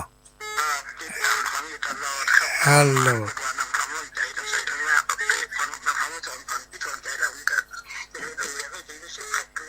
โอ้แม่นกะน้ำทำร่างใจก็ได้ฟังอยู่กะอ๋อขอบคุณขอบใจจันนักได้บนนั้นเออ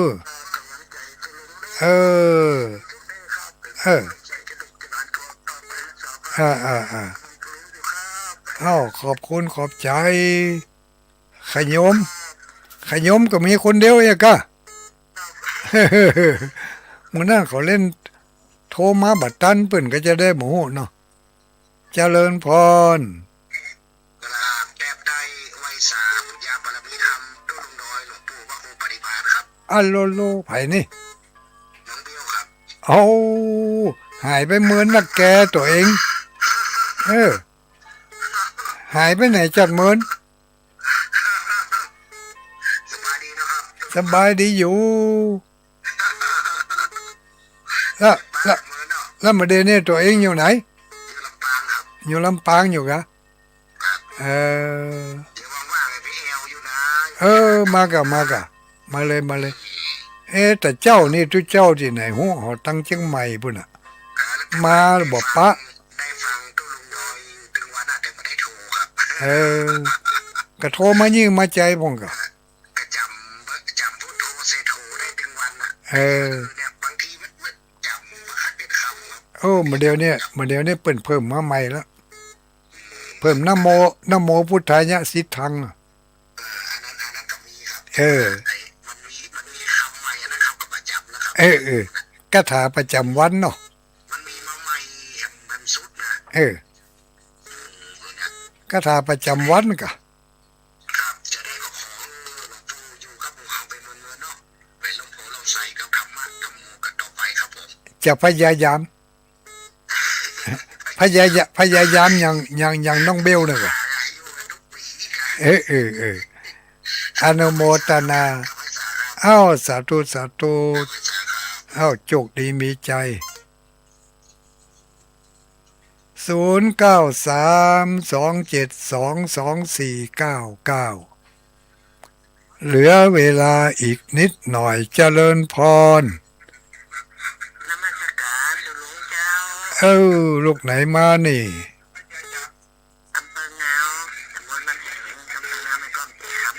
แม่ก้อมใจคำ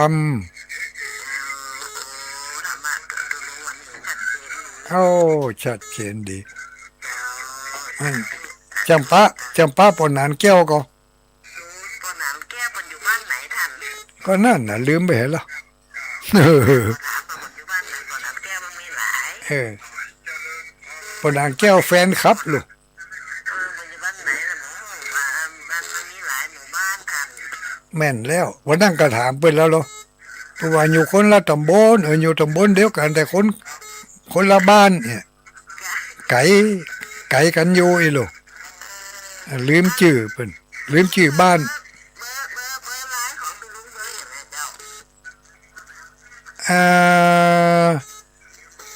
081-181-0423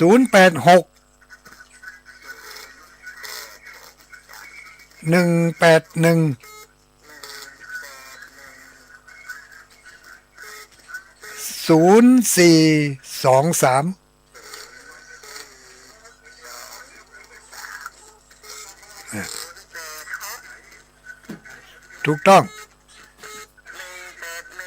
ถูกต้องถูกต้อง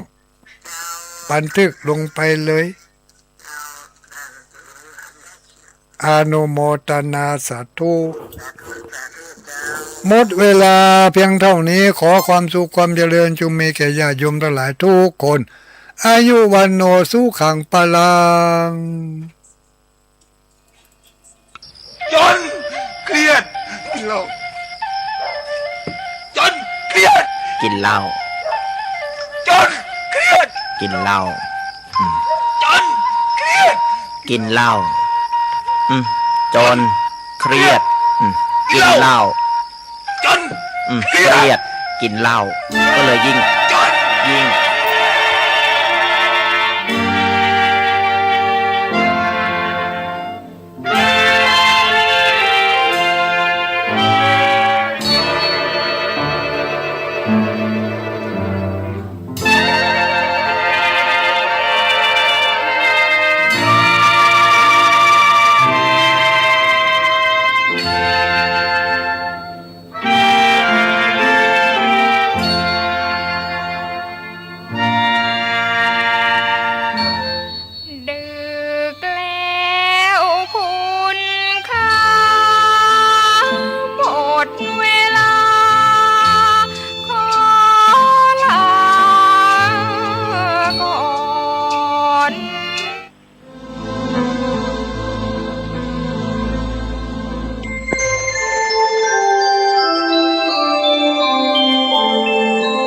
ขณะนี้ท่านกำลังฟังสถานีวิทยุกระจายเสียง FM 104.5 เมกะเฮิรตซ์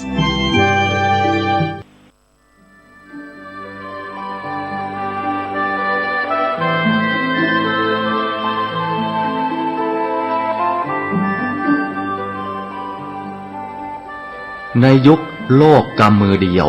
นักเผยแผ่ควรฝึกใช้สื่อให้เป็นประโยชน์ภายในประเทศควรจะมีรายการวิทยุเผยแผ่พระพุทธศาสนาประจำจังหวัดอย่างน้อย1 ชั่วโมงต่อ1 วันเพื่อประชาสัมพันธ์หรือเทศนาอบรมสั่งสอนประชาชน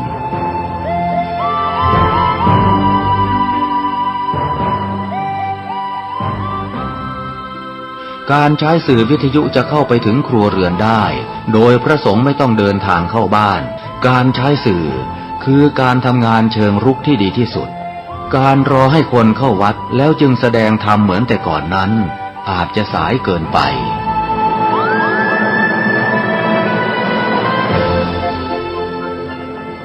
เราควรใช้สื่อนำธรรมะเข้าไปให้ถึงภายในบ้านโรงเรียนองค์กรต่างๆให้มากที่สุดการใช้สื่อจะทำให้ผ่อนแรงและประหยัดทั้งคนและเวลา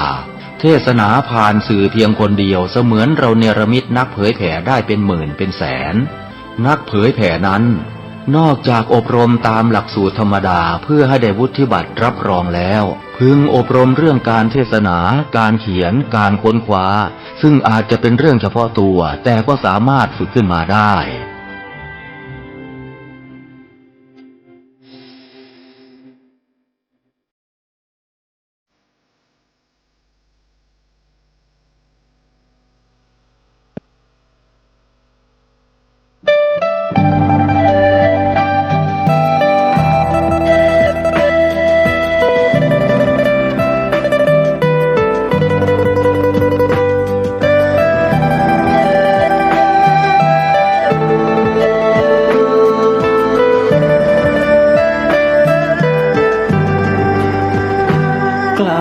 คิด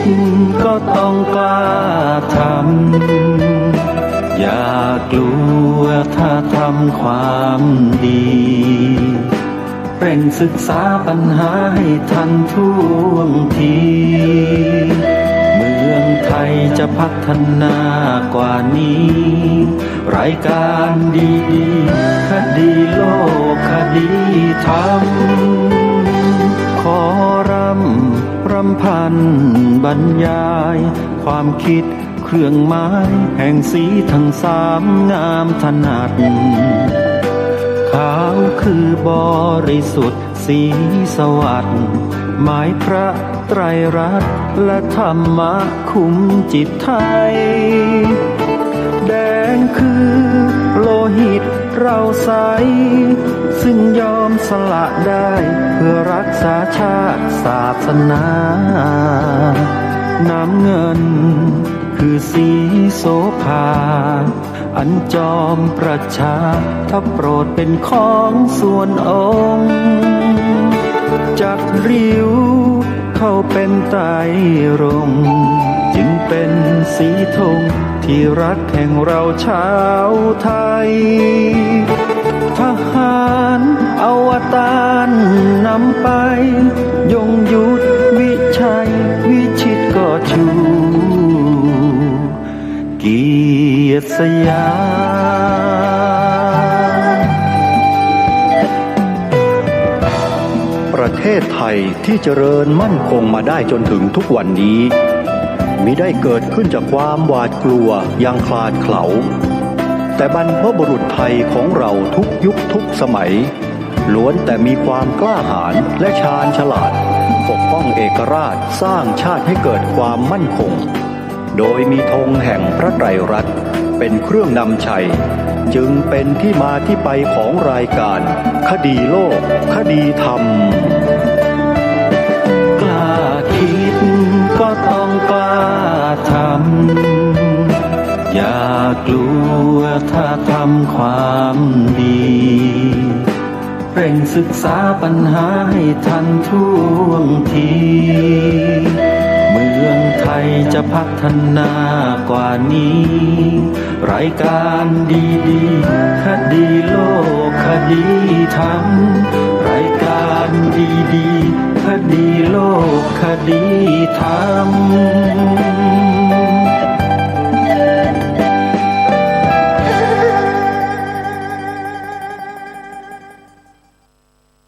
ขอกราบถวายความนอบน้อมแด่พระรัตนตรัย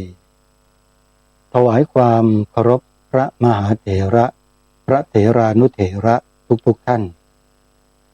ขอเจริญสุขญาติโยมสาธุชนที่กำลังติดตามรับฟังรายการจากสถานีวิทยุแห่งนี้ทุกท่านขอนำท่านผู้ฟังเข้าสู่รายการคดีโลกคดีธรรมพบกันในวันนี้วันแรม5 ค่ำเดือน 8วันนี้ตรงกับวันจันทร์ที่3 สิงหาคมพระพุทธศักราช2569รายการคดีโลกคดีธรรมมีให้ท่านผู้ฟังติดตามรับฟังเป็นประจำทุกวันทางสถานีวิทยุแห่งนี้ท่านสามารถดาวน์โหลดแอปพลิเคชันวิทยุพุทธศาสนาทั่วไทยเพื่อติดตามรับฟังรายการนี้และรายการธรรมะสาระที่ดีๆจากสถานีวิทยุพระพุทธศาสนาคลื่นต่างๆที่รวมกันอยู่ในแอปพลิเคชันนี้ได้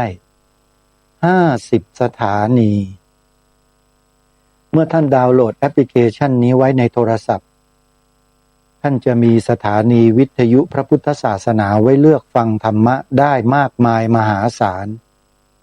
ฟังได้ตลอด24 ชั่วโมง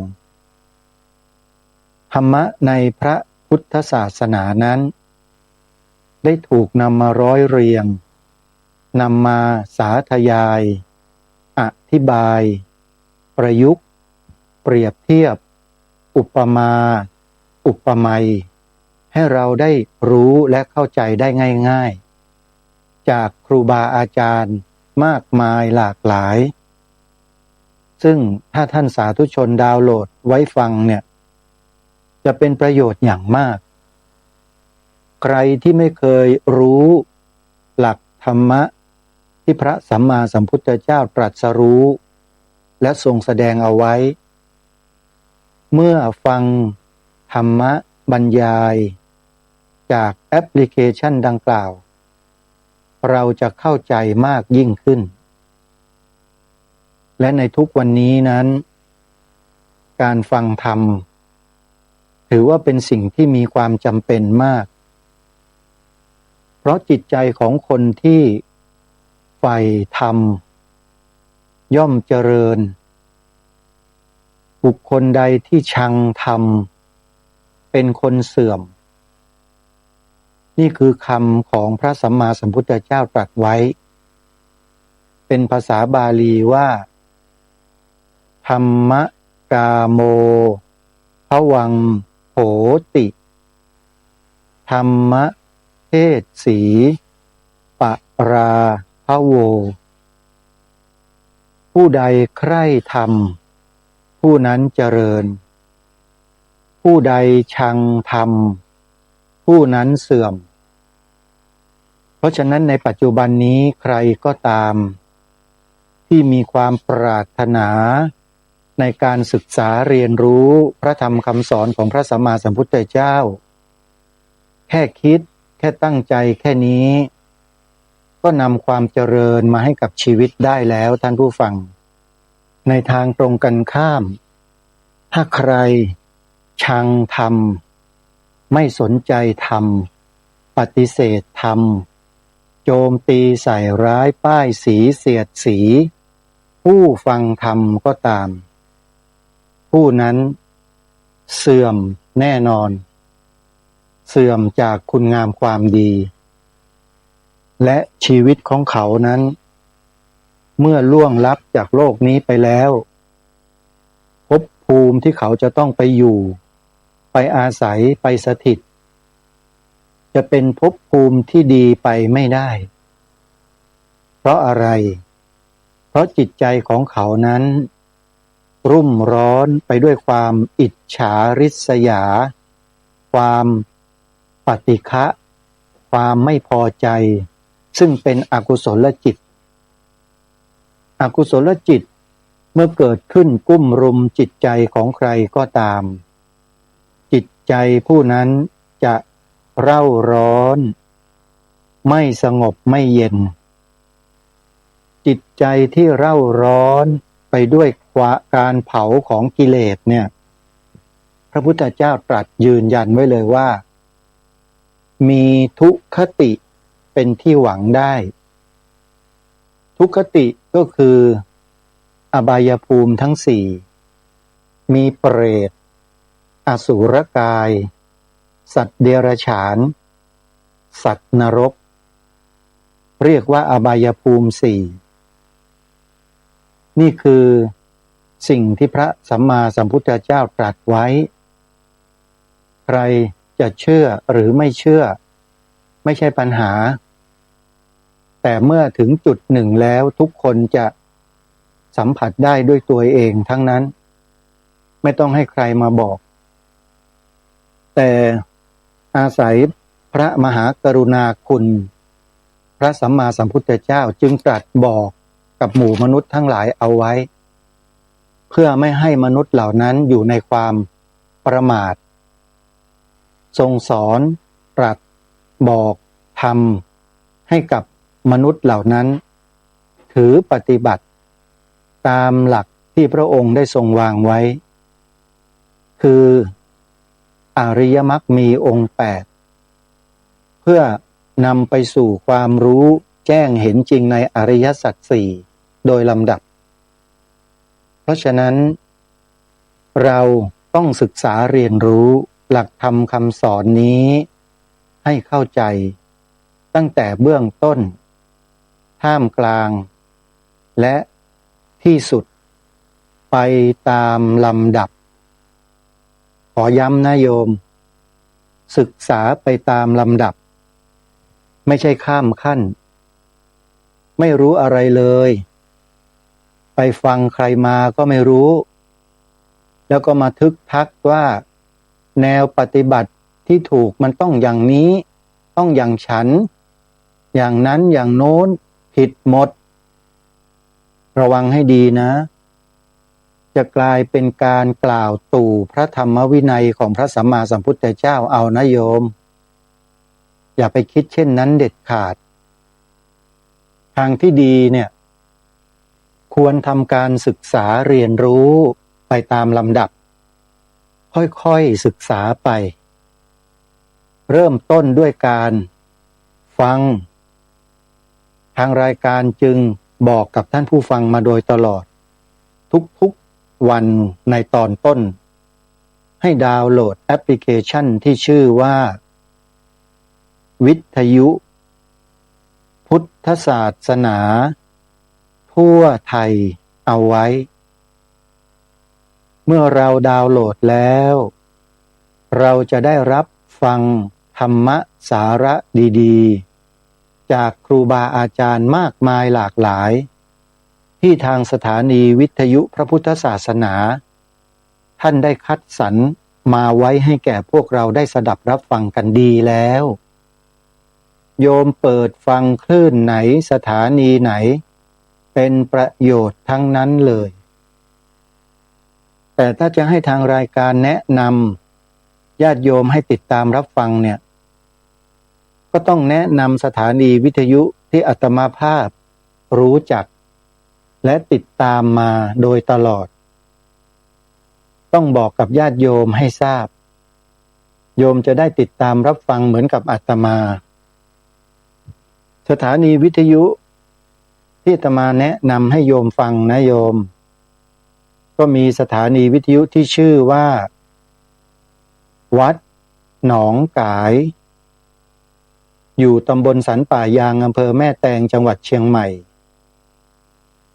สถานีต่อมาก็คือวัดฝายหินอยู่ตำบลสุเทพอำเภอเมืองจังหวัดเชียงใหม่และวัดปากทางเจริญอยู่อำเภอดอยหล่อจังหวัดเชียงใหม่อาตมาภาพรู้จัก3 สถานีนี้เป็นหลักในจังหวัดเชียงใหม่โยมจะฟังของหลวงพ่อเจ้าคุณวัดพระธาตุดอยสุเทพด้วยก็ยิ่งดีใหญ่เลยก็เป็นประโยชน์ไม่น้อยเหมือนกันทีนี้มาที่ทางอีสานที่จะแนะนำก็คือสถานีวิทยุพระพุทธศาสนาแห่งชาติประจำจังหวัดเลยวัดป่าจริยธรรมอยู่ที่ตำบลนาดอกคำอำเภอนาด้วงจังหวัดเลยคลื่นนี้ถือว่าเป็นคลื่นที่มีสาระมีครูบาอาจารย์ผู้ทรงความรู้ทางด้านพระไตรปิฎกพระบาลีอยู่ในช่องนี้หลายรูปถ้าโยมเปิดฟังก็จะได้ประโยชน์จากการศึกษาเรียนรู้บาลีไปด้วยได้ธรรมะประยุกต์จากพระไตรปิฎกเทียบเคียงอุปมาอุปไมยให้เห็นภาพชัดเจนไปกับรายการต่างๆของสถานีวิทยุแห่งนี้ด้วยอันนี้คือวัดป่าจริยธรรมนะสถานีต่อไปก็อยู่ในจังหวัดเลยเช่นกันวัดศรีอุดมวงศ์ตั้งอยู่ที่ตำบลศรีสงครามอำเภอวังสะพุงจังหวัดเลยถึงแม้ว่าสถานีนี้จะมีการจัดรายการสดอยู่เพียงไม่กี่รายการแต่เป็นรายการที่มีสาระและมีคุณภาพพอสมควรเชิญชวนให้ญาติโยมปฏิบัติเน้นการปฏิบัติญาติโยมอย่างรายการคลินิกพุทธธรรมของท่านอาจารย์พระครูอุดมวรานุวัฒน์ในเวลา3 ทุ่มตรงเนี่ยโยมท่านอาจารย์พระครูก็จะปรารภและพูดเรื่องทั่วๆไปเกี่ยวกับการประพฤติการปฏิบัติของพวกเราชาวพุทธนี่แหละ และปฏิบัติในปัจจุบันด้วยนะท่านไม่ได้พูดถึงโลกหน้าภูมิภพหน้าไม่ใช่เอาปัจจุบันนี่แหละแล้วท่านก็พาโยมทำเองด้วยไปไหนท่านจะพาเป็นผู้นำพาไปนี่ก็เพิ่งจะไปทำบุญเที่ยววัดเฉลิมพระเกียรติทำบุญเที่ยววัดเฉลิมพระเกียรติ9 วัดเพิ่งจบไปเมื่อวานนี้เองวันที่2โยมก็ได้อิ่มบุญกันกลับมากันทุกท่านทุกคนแต่รู้ไหมว่าครูบาอาจารย์ท่านเหนื่อยแค่ไหนโยมทราบไหมโยมไม่ทราบหรอกพอเหนื่อยท่านก็มาพัก1 คืนท่านก็หายเหนื่อยตื่นมาท่านก็ทำงานต่อไม่เคยหยุดโยมครูบาอาจารย์ของเราทุกรูปนะโยมแต่ว่ามีท่านอาจารย์พระครูดมวรานุวัฒน์เป็นตัวอย่างเป็นแบบอย่างก็ว่าได้เนี่ยวัดศรีอุดมวงศ์อีกคลื่นหนึ่งนะคลื่นต่อมาอยู่ทางภาคอีสานตอนกลางที่จังหวัด101ใครอยู่จังหวัด101แถวสุวรรณภูมิสุวรรณคูหาแถวอำเภอโพนทรายอำเภอท่าตูมอำเภอสนมแล้วก็อำเภอห้วยทับทันศรีสะเกษรอบๆเนี่ยโยมจะได้ยินสถานีนี้นั่นก็คือวัดบ้านปลาคูนอยู่ที่ตำบลท่าหาดยาวอำเภอโพนทรายจังหวัด101ท่านพระครูสมุนิติศาสตร์ญาณิสโรเป็นผู้อำนวยการสถานีวิทยุนำธรรมะดีๆมาเปิดให้ญาติโยมฟังกันโอ้สุดยอดมากโยมทั้งปริยัติแล้วก็ปฏิบัติและที่น่าสนใจก็คือว่า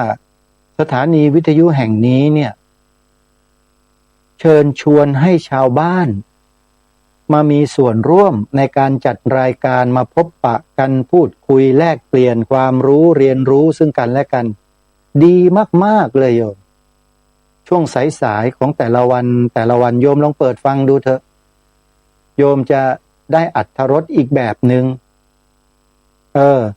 พอมีผู้โทรศัพท์เข้ามาในรายการใช่ไหมเขาจะใช้คำว่าอะไรทราบไหมท่านผู้ฟังธรรมะสวัสดีค่ะต้องขึ้นว่าธรรมะสวัสดีทุกคำเลยทีนี้พอธรรมะสวัสดีกันเสร็จทีนี้ก็รำเรื่องรำล่องกันม่วนซื่นไปด้วยกันสนุกสนานร้องเพลงลูกทุ่งเป็นการอนุรักษ์ลูกทุ่งวัฒนธรรมไทยของเราเอาไว้ขวัญชัยเพชร101อย่างเงี้ยดาวบ้านดอนก็มีโอ้ยนักร้องหลายคนเขาเรียกว่านักร้องชาวบ้านมาประชันฝีมือกันในรายการสนุกสนานแบบภาษาชาวบ้านนี่เขาเรียกว่าการมีส่วนร่วมที่สถานีวิทยุวัดบ้านปลาคูนเนี่ยเปิดโอกาสให้ประชาชนญาติโยมในชุมชนเนี่ยมาสนุกสนานกันด้วยหลักธรรมโดยยึดหลักธรรมเอาไว้โยมเนี่ยอาตมาว่าเป็นรายการที่ดีมากโยมแม่สุบินแสงศักดิ์ภูเป็นต้นที่จัดรายการกันอยู่อาตมานี่แอบฟังอยู่ทุกวันนะโยมนะติดตามรับฟังอยู่บางทีก็นึกอยู่ในใจเหมือนกันนะให้โยมแม่เราโทรเข้ารายการไปมั่งก็ดีมั้งคิดอย่างนั้นนะเพราะโยมแม่เนี่ยชอบเว้าอีสานแล้วก็ชอบคุยก็เลยคิดว่าสักวันหนึ่งน่าจะให้โยมแม่โทรไปบ้างแต่ว่าพิธีกรไม่ค่อยจะบอกเบอร์โทรศัพท์สักเท่าไหร่บอกน้อยมากเลยอาตมาก็เลยไม่ได้จดเบอร์เอาไว้นะหาเบอร์ไม่เจอถ้าบอกเบอร์บ่อยๆก็ดีนะคนที่เขาฟังอยู่ต่างจังหวัดก็จะได้โทรเข้าไปม่วนชื่นมั่งโยมฝากด้วยเด้ออันนี้ก็ถือว่ามีส่วนร่วมด้วยกันโยมดีมากนะดีมากสถานีนี้ต่อมาอีกสถานีหนึ่งโยมอยู่อีสานเหมือนกันแต่อยู่นู้นกาฬสินธุ์นู่นมี2 สถานีสถานีแรกสวนป่าดอนยานางวัดสวนป่าดอนยานางตำบลดอนสมบูรณ์ อำเภอยางตลาดจังหวัดกาฬสินธุ์ของพระอาจารย์ประหลัดเดชาอาสโพครูบาอาจารย์รูปนี้ท่านทำงานเผยแผ่พระศาสนามานานมากตั้งแต่ยุคเริ่มต้นของพระอาจารย์สมภพโชติปัญโยนู้นนะโยมท่านพระอาจารย์ประหลัดเดชาได้ไปศึกษาไปเรียนรู้ข้อวัดปฏิบัติการแสดงธรรมการบรรยายธรรมจากพระอาจารย์สมภพโชติปัญโยมานานพูดง่ายๆว่าเป็นลูกศิษย์ของพระอาจารย์นั่นแหละแล้วท่านก็แยกตัวมาตั้งสำนักอยู่ที่สวนป่าดอนยานางจนถึงวันนี้มีสถานีวิทยุเปิดให้ญาติโยมได้ฟังรายการกัน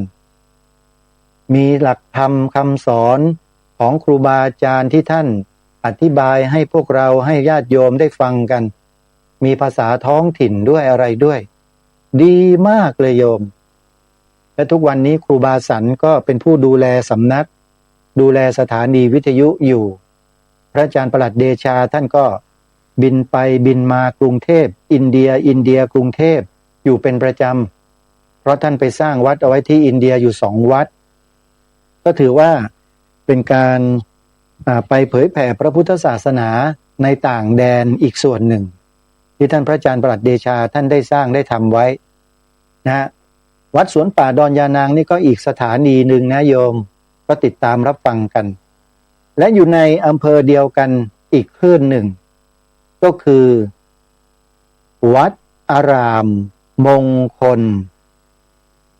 อยู่ที่ตำบลยางตลาดอำเภอยางตลาดจังหวัดกาฬสินธุ์ของท่านอาจารย์พระครูปริยัติโพธิธรรมเจ้าคณะตำบลยางตลาดเจ้าอาวาสวัดอารามมงคลและเป็นพระอาจารย์ใหญ่เจ้าสำนักเรียนพระปริยัติธรรมแผนกสามัญที่วัดอารามมงคลด้วยเป็นผู้อำนวยการสถานีวิทยุพระพุทธศาสนาของวัดอารามมงคลญาติโยมก็เปิดฟังครูบาอาจารย์ท่านพาโยมปฏิบัติพาโยมทำบุญสร้างบารมีไม่เคยหยุดเหมือนกันนี่คือสถานีที่ยางตลาดจังหวัดกาฬสินธุ์ลงมาตอนกลางของประเทศคือภาคกลางบ้างโยมไปที่ไหนไปที่จังหวัดสุพรรณบุรีถ้าพูดถึงสุพรรณบุรีแล้วต้องสถานีนี้โยมวัดสามชุกตำบลสามชุกอำเภอสามชุกจังหวัดสุพรรณบุรีสถานีวิทยุวัดสามชุกญาติโยมหลวงพ่อพระครูสุวรรณวิจิตรท่านมีความตั้งใจมากในการทำงานด้านการเผยแผ่พระพุทธศาสนาด้วยหลักธรรมคำสอนของพระสัมมาสัมพุทธเจ้ารายการธรรมะที่ดีๆท่านก็ให้ลูกศิษย์ท่านคัดสรรมาเปิดให้พวกเราได้ฟังกันเป็นประโยชน์อย่างมากและหลวงพ่อเองก็อายุท่านก็สูงขึ้นไปโดยลำดับปัจจุบันนี้น่าจะ74-75แล้วมั้งโยมที่ผ่านมานี่สุขภาพของหลวงพ่อไม่ค่อยจะสู้ดีสักเท่าไหร่มีการอาพาธเข้าโรงพยาบาลอยู่ครู่หนึ่งและตอนนี้ก็ทราบว่ากลับมาจำอยู่ที่วัดตามปกติยังไงก็ช่วยดูแลช่วยถวายการดูแลท่านให้ดีนะโยมนะสนับสนุนหลวงพ่อสนับสนุนวัดสามชุกด้วยนะโยมครูบาอาจารย์ท่านทำงานมาตลอดทั้งชีวิตและเมื่อถึงช่วงบั้นปลายของชีวิตหลวงพ่อก็ต้องพักผ่อนบ้างนะจะหักโหมเหมือนอย่างแต่ก่อนเนี่ยก็คงไม่ได้ก็ให้ท่านพระอาจารย์ซึ่งเป็นลูกศิษย์ท่านพระอาจารย์วิสรุตนะได้ดูแลสถานีวิทยุแทนหลวงพ่อท่านก็ขยันทำงานท่านพระอาจารย์วิสรุตเนี่ยโยมก็อย่าลืมดูแลท่านนะสนับสนุนส่งเสริมท่านด้วยนะนี่ก็เป็นอีกสถานีหนึ่งในจังหวัดสุพรรณบุรีอยู่ตำบลสามชุกอำเภอสามชุกจังหวัดสุพรรณบุรีสถานีวัดสามชุกนั่นเอง ที่สุพรรณบุรียังมีอีกคลื่นหนึ่งโยมที่อาตมาภาพแนะนำให้ฟังนั่นก็คือสถานีวิทยุสาธุเรดิโออยู่ที่วัดท่าพระยาจักรตำบลอู่ทองอำเภออู่ทองจังหวัดสุพรรณบุรีท่านพระอาจารย์สรายุทธสิริสาโรพระลูกวัดท่าพระยาจักรเป็นผู้อำนวยการสถานีวิทยุเป็นพระลูกวัดเหมือนกับอาตมานี่แหละท่านสรายุทธเป็นพระลูกวัดวัดท่าพระยาจักรอาตมาเป็นพระลูกวัดวัดมหาธาตุยุวราชรังสฤษฎ์กรุงเทพมหานครโยมอยู่กันคนละวัดแต่ส่งเสริมกันสนับสนุนกันเมื่องานเปิดป่าฟังธรรมท่านพระอาจารย์สรายุทธก็พาคณะญาติโยมเนี่ยไปทำบุญทอดผ้าป่าถวายปัจจัยนะร่วมกิจกรรมงานเปิดป่าฟังธรรมที่สวนป่าสามัคคีธรรมมาด้วยนะต้องขออนุโมทนาบุญกับญาติโยมชาวอำเภออู่ทองจังหวัดสุพรรณบุรีกันทุกท่านทุกคนนะญาติโยมนะโดยเฉพาะขอขอบคุณท่านพระอาจารย์สรายุทธสิริสาโรผู้อำนวยการสถานีวิทยุสาธุเรดิโอไว้นะโอกาสนี้เป็นอย่างยิ่งกราบขอขมาครูบาอาจารย์ขออภัยญาติโยมด้วยนะลมมันตีขออภัยนะครับท่านพระอาจารย์สรายุทธเนี่ยท่านเป็นพระที่มีน้ำใจมากอาตมาติดตามการทำงานของท่านมาโดยตลอดนี่ถ้าหากอาตมานะมีอำนาจในการที่จะตัดสินที่จะเสนอความดีความชอบให้ท่านสรายุทธเนี่ยนะอาตมานี่จะให้คะแนนเต็ม10ก่อนใครเลยอันนี้ต้องขอบอกเลยโยมพระอย่างเนี้ยอายุอานามก็ยังไม่มากด้วยมีความรู้ทางโลกด้วยนะเก่งด้านเทคโนโลยีด้วยนะโยมแล้วทำงานช่วยเหลือครูบาอาจารย์มากมายเลยในเรื่องเทคนิคของการทำสถานีวิทยุขออนุญาตนะฮะท่านสรายุทธความดีของท่านมันจะต้องแบ่งปันให้ญาติโยมได้อนุโมทนาเพื่อโยมจะได้ศรัทธาแล้วก็ไปช่วยค้ำจุนให้สถานีวิทยุวัดท่าพระยาจักรสาธุเรดิโอเนี่ยให้มีกำลังแข็งแกร่งยิ่งกว่านี้ญาติโยมที่อยู่สุพรรณบุรีถ้าทราบแล้วก็อย่าลืมไปทำบุญกับท่านนะโยมนะอยู่อู่ทองโยมอู่ทองสุพรรณบุรีนะนี่ก็เป็นอีกสถานีหนึ่งแล้วก็มีเครือข่ายสายงานของท่านเนี่ยหลายสถานีเลยเยอะแยะไปหมดซึ่งอาตมาคงจะนำมาพูดไม่หมดแน่นอนอยู่ที่ประจวบคีรีขันธ์อยู่ที่เพชรบุรีอยู่ที่ราชบุรีกาญจนบุรีนี่สุพรรณบุรีเนี่ยท่านต้นคุมหมดไปถึงนู่นน่ะอุทัยธานีก็มีโยมอุบลราชธานีก็ยังมีเลยอย่างเช่นสถานีวิทยุอีกสถานีหนึ่งโยมที่โยมจะต้องติดตามรับฟังนะและเป็นเสียงในฟิล์มเลยออริจินอลท่านผู้อำนวยการสถานีวิทยุช่องเนี้ยเวลาท่านพูดออกอากาศเนี่ยท่านใช้ภาษาถิ่นโยมเขาเรียกว่าออริจินอลก็คือภาษาอีสานนั่นก็คือสถานีวิทยุวัดพิษโสภารามตำบลแก้งเคราะห์อำเภอตำบลแก้งเหนือขออภัยนะฮะตำบลแก้งเหนืออำเภอเขมราชจังหวัดอุบลราชธานีนี่ก็เป็นอีกสถานีหนึ่งโยม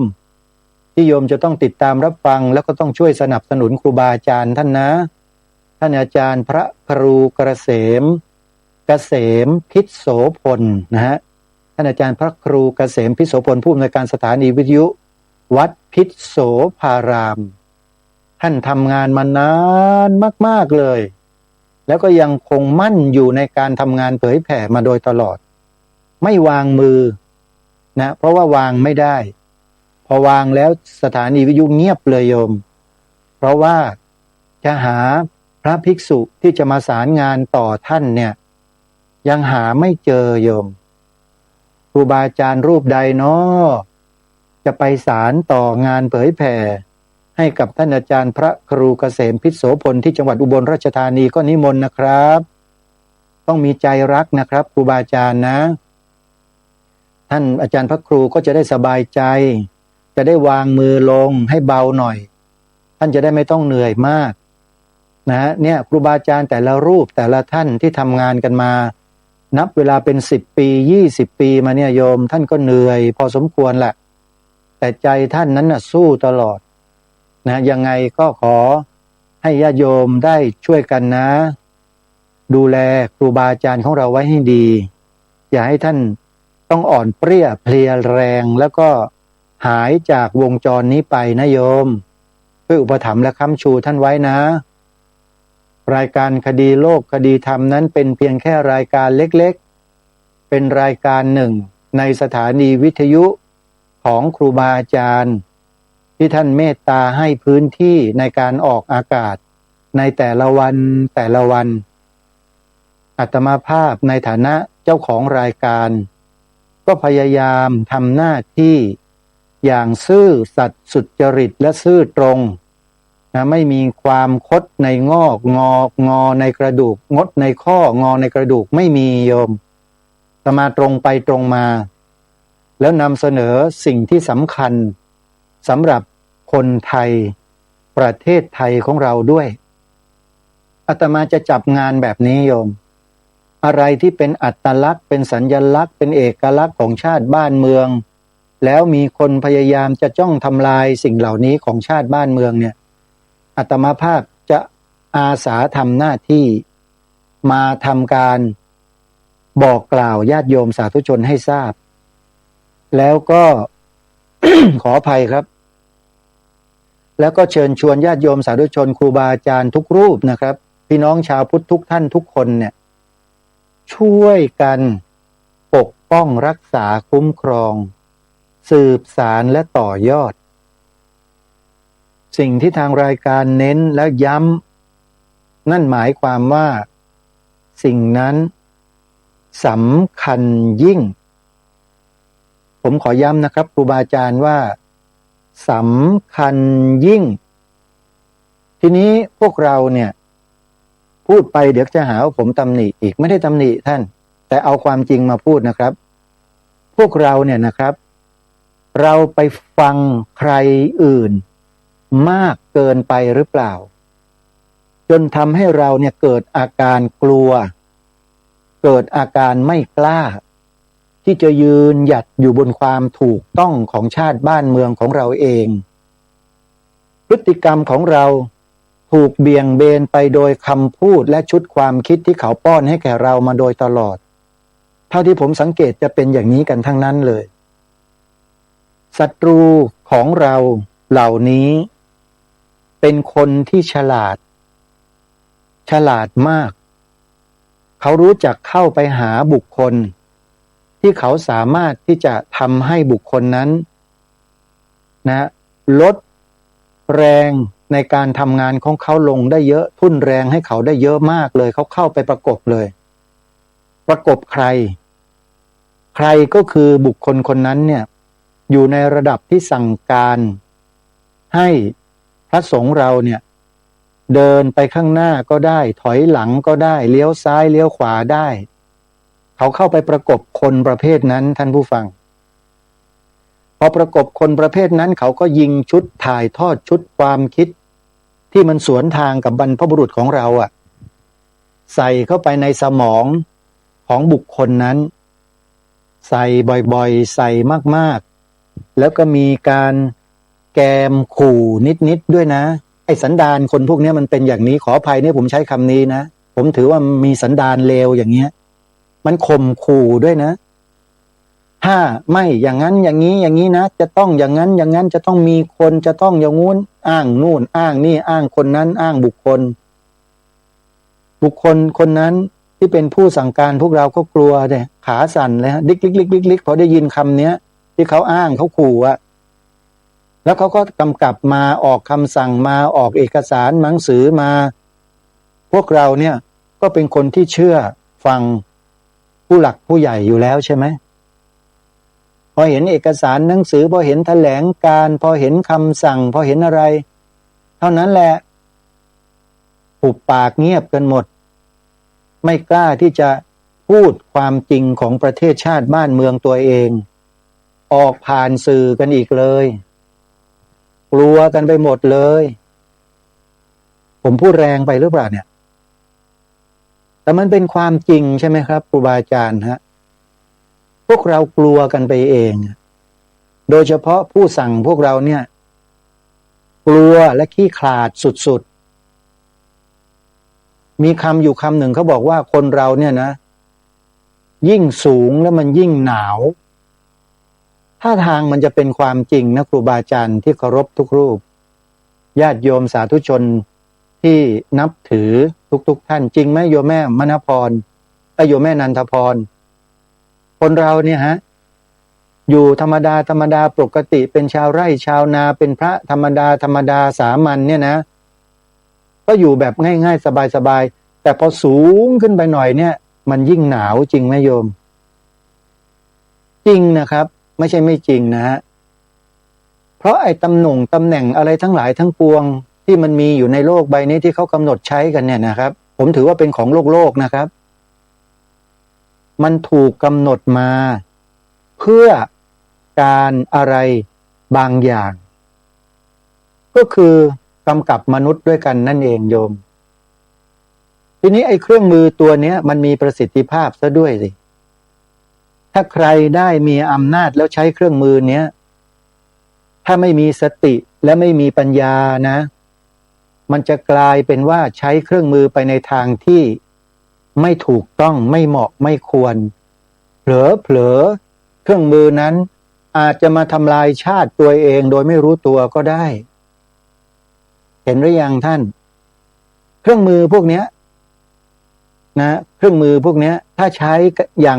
ไม่ถูกต้องนะครับไม่เหมาะสมนะครับไม่สมตามที่บรรพบุรุษบรรพชนเรา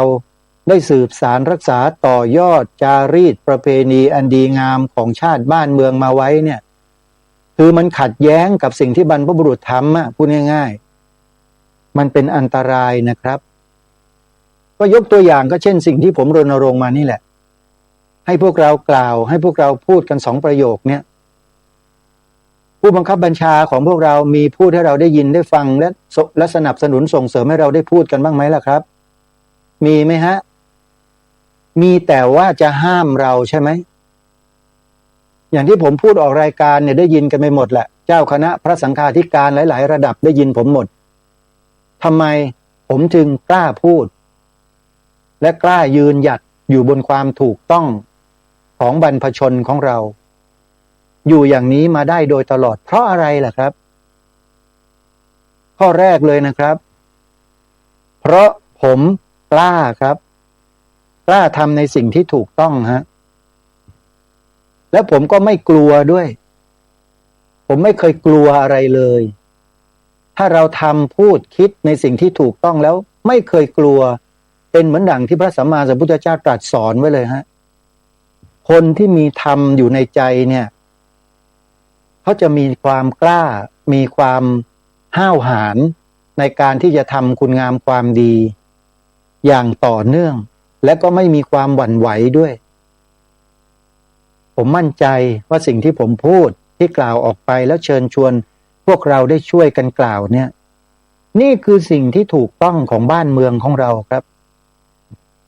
มีใครบอกว่าไม่ถูกต้องบ้างผมก็พยายามถามแล้วก็ให้โทรศัพท์มาบอกผมหน่อยสิว่าไม่ถูกยังไงมันเป็นแบบไหนยังไงนะฮะเมื่อเป็นสิ่งที่ถูกต้องแล้วเราก็ยังเฉยกันอยู่ไม่กล้าที่จะนำเสนอสิ่งนี้ออกไปให้เป็นเสียงให้มันไปดังเข้าสู่หูประชาชน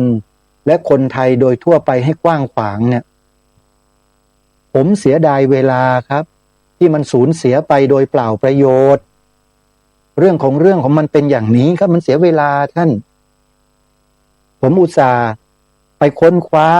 หาหลักฐานข้อมูลต่างๆมาจนเรียกว่าตกผลึกหมดแล้วทั้งสิ่ง ที่ไม่ดีที่มากระทบ ทั้งสิ่งที่ถูกต้องที่เป็นความจริงผมเสนอหมดทุกอย่างแล้วซึ่งไม่มีใครจะมาหักล้างสิ่งเหล่านี้ได้อีกแล้วนะครับผมกล้ายืนยันว่าใครก็มาหักล้างไม่ได้ถ้าหักล้างมันก็อกตัญญูต่อบรรพบุรุษก็สิถ้าหักล้างอ่ะถือว่าอกตัญญูนั่นน่ะผมจึงกล้าไงว่าไม่มีใครกล้าจะมาหักล้างสิ่งนี้ของพวกเรา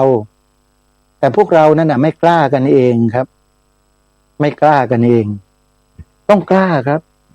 เวลามันเหลือไม่มากนะครับครูบาอาจารย์ที่เคารพเวลาเนี่ยสำคัญมากทุกวินาทีสำคัญหมดคำพูดและสิ่งที่เรากล่าวออกไปนั้นจะต้องให้เป็นประโยชน์ต่อส่วนรวมเป็นสำคัญก่อนเลยครับส่วนตนเนี่ยมาทีหลังหมดเอาส่วนรวมก่อนซึ่งใครก็สามารถทำได้คนกระจอกงอกง่อยคนขอทานยังทำได้เลยจับกังใช้แรงงานชาวไร่ชาวนาชาวสวนเกษตรกรเกษตรกรรมทั้งหลายพ่อค้าคหบดีพระสงฆ์สามเณรแม่ชีได้หมดทำได้เลยฮะเพราะถือว่าเป็นหน้าที่ตามกฎหมายรัฐธรรมนูญกำหนดไว้สิ่งที่เราทำกันเนี่ยทำตามกฎหมายรัฐธรรมนูญมาตรา50วงเล็บ1เขียนไว้ชัดเจนลองไปเปิดอ่านดูนะครับมาตรา50วงเล็บ1เขียนเอาไว้ชัดเจนว่าบุคคลคำว่าบุคคลเนี่ยครับก็คือใครก็ได้คนเพียงคนเดียวก็ถือว่าเป็นบุคคลครับบุคคลมีหน้าที่วงเล็บ1พิทักษ์รักษาไว้ซึ่งชาติศาสนาพระมหากษัตริย์และระบอบการปกครองแบบประชาธิปไตยอันมีพระมหากษัตริย์ทรงเป็นประมุขผมจำได้ถนัดเลยเพราะรัฐธรรมนูญมาตราดังกล่าวนี้แหละครับจึงทำให้ผมกล้าที่จะนำความถูกต้องของชาติบ้านเมืองมากล่าวมาพูดมาแสดงให้กับพวกเราเนี่ยได้รับไปถ่ายทอดให้กับเด็กๆลูกหลานเยาวชนพี่น้องประชาชนคนไทยญาติโยมพุทธบริษัทของเราต่อไปให้มันกว้างขวางให้มันมากๆยิ่งกว่านี้อีกให้ฝังอยู่ในหัวจิตหัวใจอย่าได้หายไปไหนอีกเพราะที่ผ่านมาพวกเราถูกปกปิดถูกซ่อนเร้นไม่ได้ให้รับความจริงข้อนี้กันมานานมากประมาณ 80-90 ปีมาแล้วนะครับหลังจากเปลี่ยนแปลงการปกครองมาเนี่ยคนที่อยู่เบื้องหลังทำให้ความเป็นไทยเราสูญหายไปจากสาระบบของชาติเนี่ยท่านอยากรู้ไหมว่าใครไปถามอปปส.ดูสิครับถามเขาว่าใครอยู่เบื้องหลังการทำลายประเทศไทยในปี2475ถามแบบนี้เลยแล้วเขาจะตอบมีข้อมูลมีหลักฐานพร้อมใครอยู่เบื้องหลังของการทำลายประเทศไทย2475โทรศัพท์ไปถามเขานะอปปส.เขายินดีที่จะตอบใครต้องการจะทราบข้อนี้นะครับโยมจดเบอร์ไว้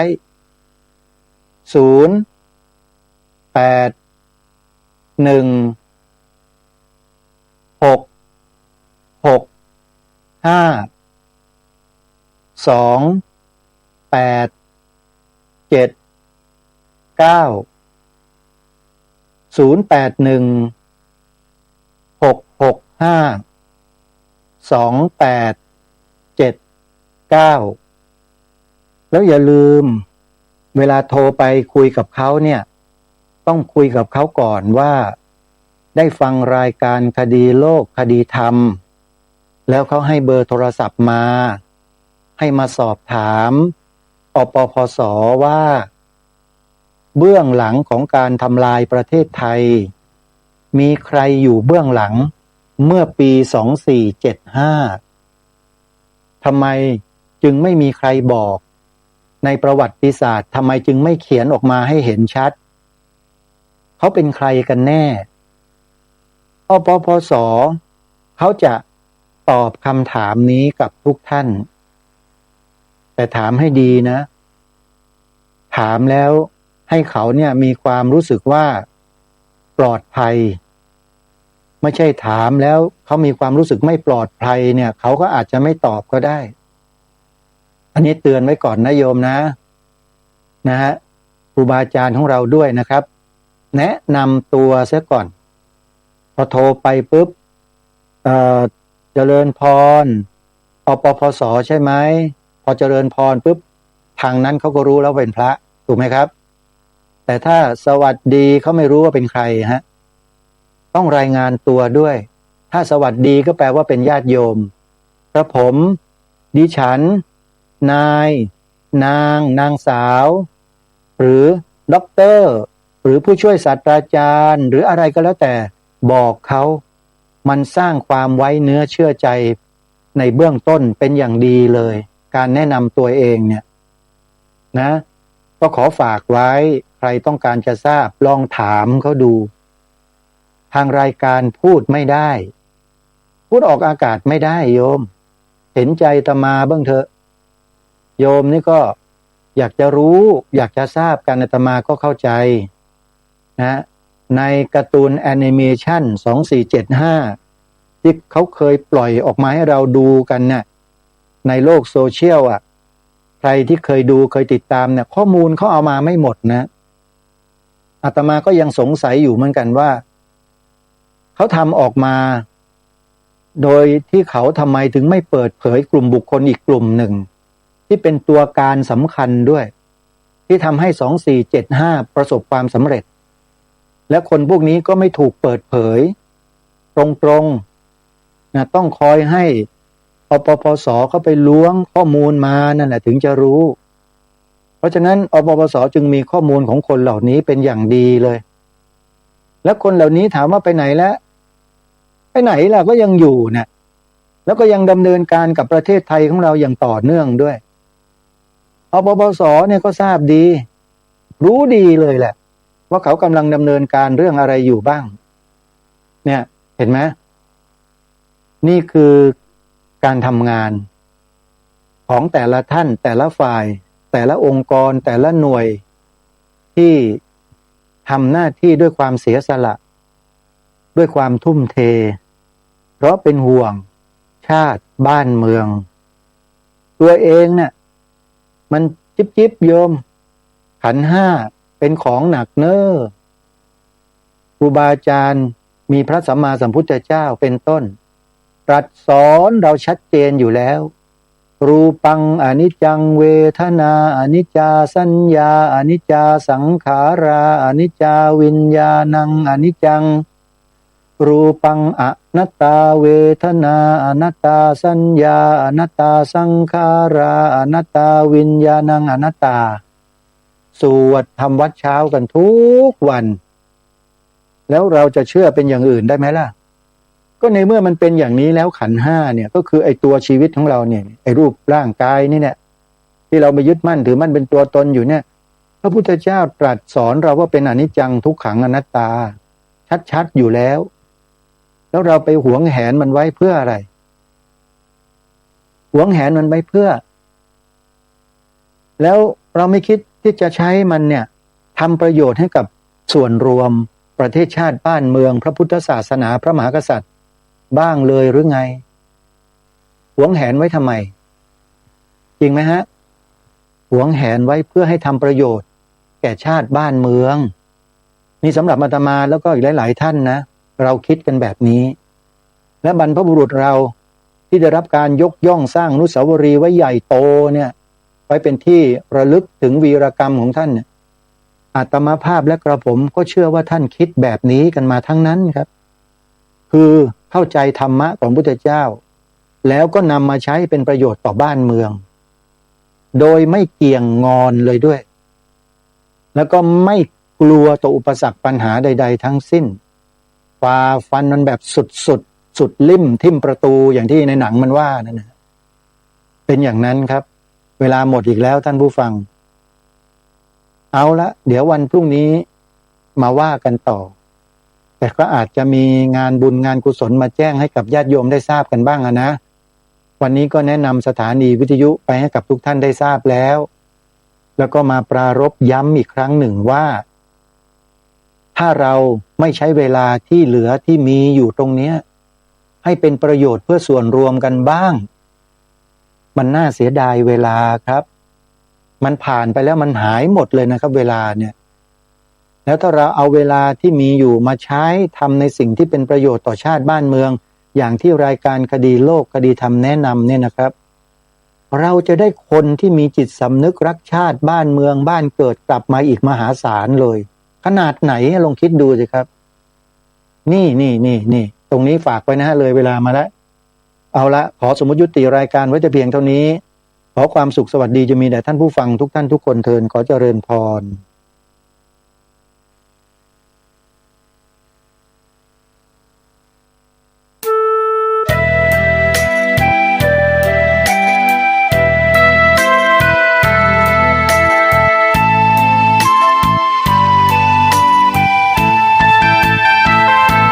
ฝากท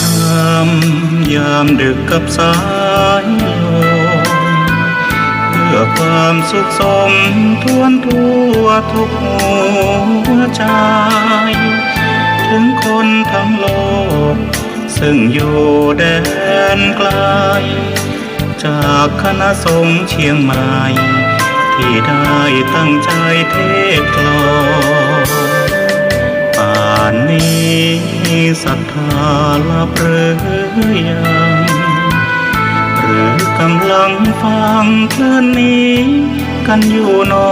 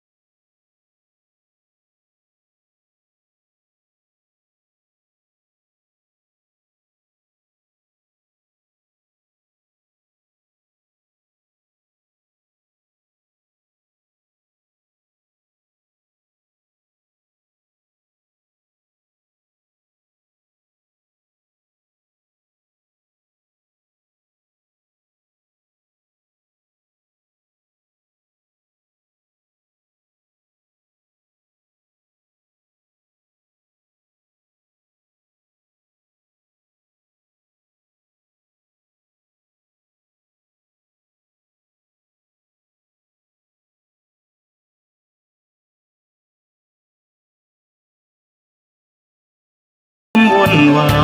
ยสุดแสนอาวรณ์วันกลัวโลกจะรุ่มร้อนวันธรรมจะลับลอย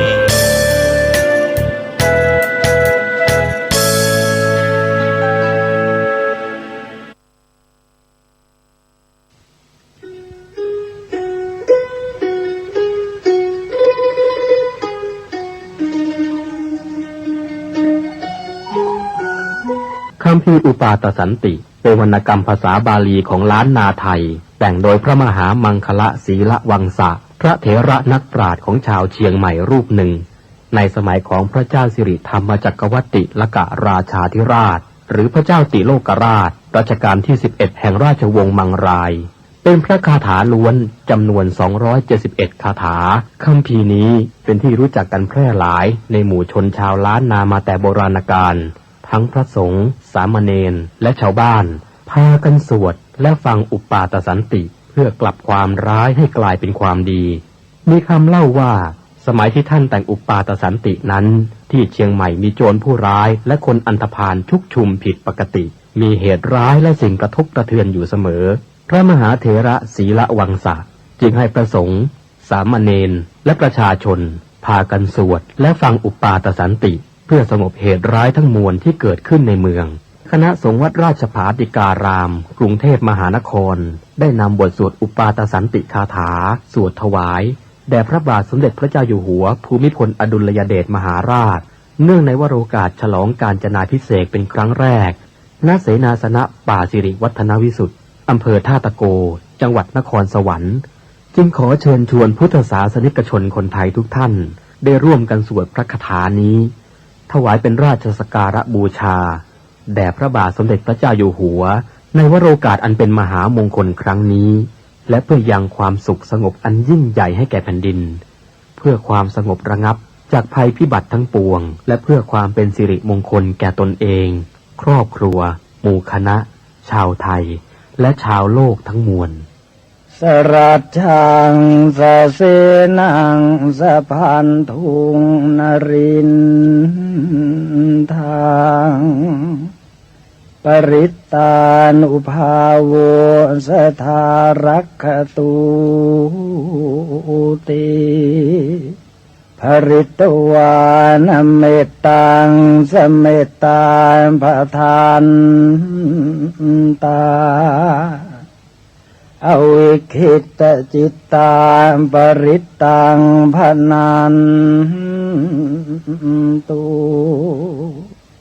สักเขกาเมจรูเปคิริสิขารตเตจันตลิเควิมาเนทีเปรัตเทจะคาเมตรุวนาคาเนเคหวัตทุมให้เขตเตภูมิมาจายันตุเทวาชละทละวิสเมยักขกันทัพพนาคาติทันตาสันติเกยังมุนิวรวจนังสานทโวเมสุนันตุธรรมัสสวนกาโลยัมปทันตาธรรมัสสวนกาโลยัมปทันตาธรรมัสสวนกาโลยัมปทันตานะโมตัสสะภะคะวะโตอะระหะโตสัมมาสัมพุทธัสสะนะโมตั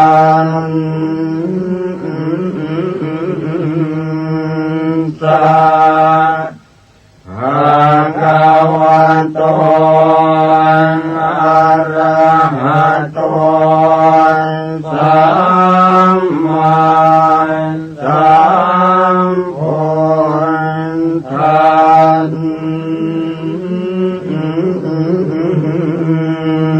สะนะโมตัสสะภะคะวะโต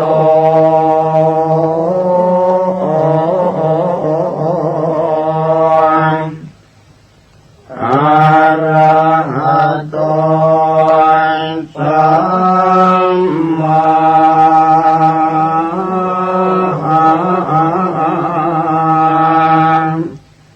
สัมพุทธัส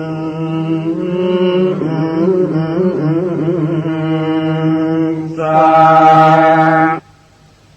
สุตุทัสโสอายังธัมโมโลกันตังขินาเทสิโตมหาสันติกโรโลเกสัมปัสสัมปันติทายะโกสัมภูปันโตปัสสะมโนปุตตยังคณิวารโนอาการลมันจุสมโนโสกโรกวินา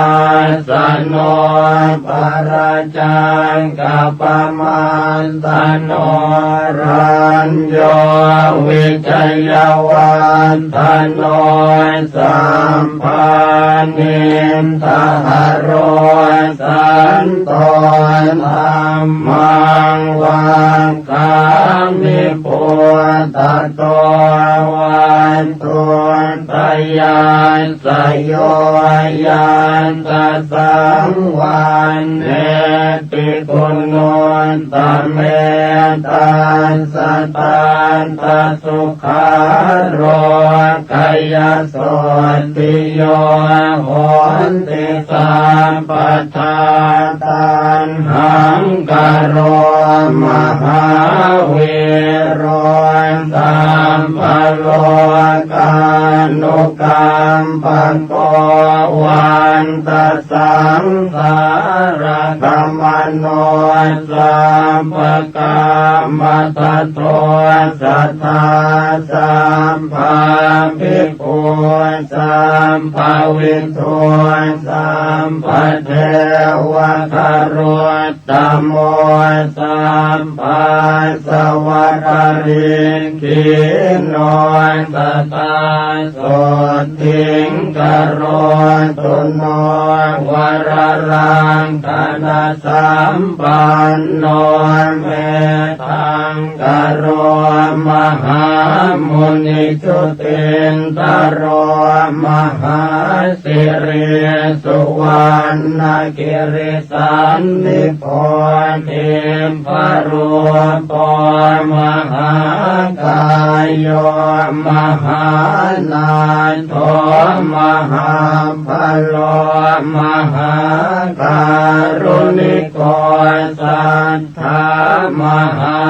สันติงกโรตุโนมหาโมหตมังหันตวายโยนาโทสรนังกโรเทวาเทวมนุสานังโลกานันจะหิตังกโรพยามาปภาภิรุจิตโตนิโครตปริมันทโลนิโครตปังกปิมโพนโทสัทธาโสทิงกโรตุโนอาสิติรตโนเพโตติปังกโรมหามุนิปปานิทาวเตตันสถาเนทวัฏสโยจะเนวัสสะตสหัสสานิตตวานโลเกวินายโกโลกาโลกตา โรสันทาสัทธาโสติงกโรตุโนอัฏฐาสิติหันตุเปโตโกนทันโยนามนายโกสัมปธรรมเมหิอัสสมโมสัมภปารมิตาคัมโมวัสสัสสะตสหัสสานิอายุตัสสะมะเหสิโนโมเจตุโตสัมภปยาสัทธาโสติงกโรตุโนอัฏฐาสิติรัตนานิอาจุกโตจุตินทโร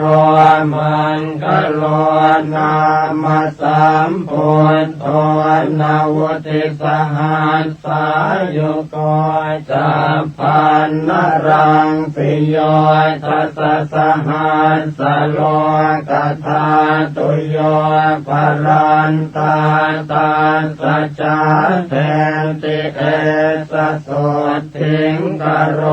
ตุโนนาวุติรัตโนเปโตสุมโนนามนายโกกัญจนาจรสังกาโสนาวุติสหัสสายุโกอุเปโตปุณฑกุณเนหิสัมปสันตหิเตสโกกโรตุโนมหาสันติงอาร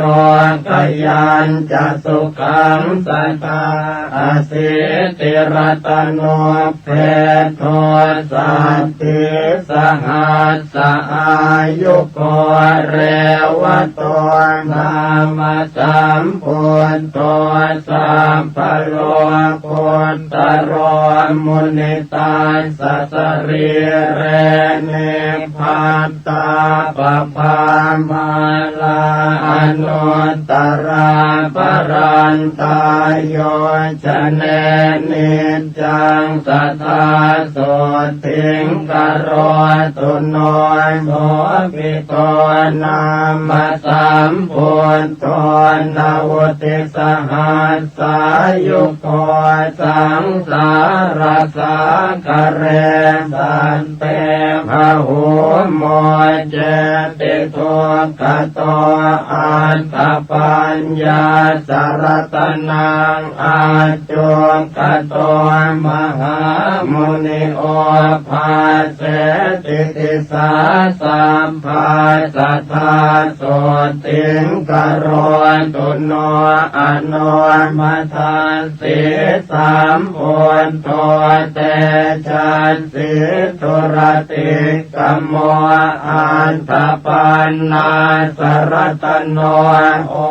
ภาเสนโตสเทวเก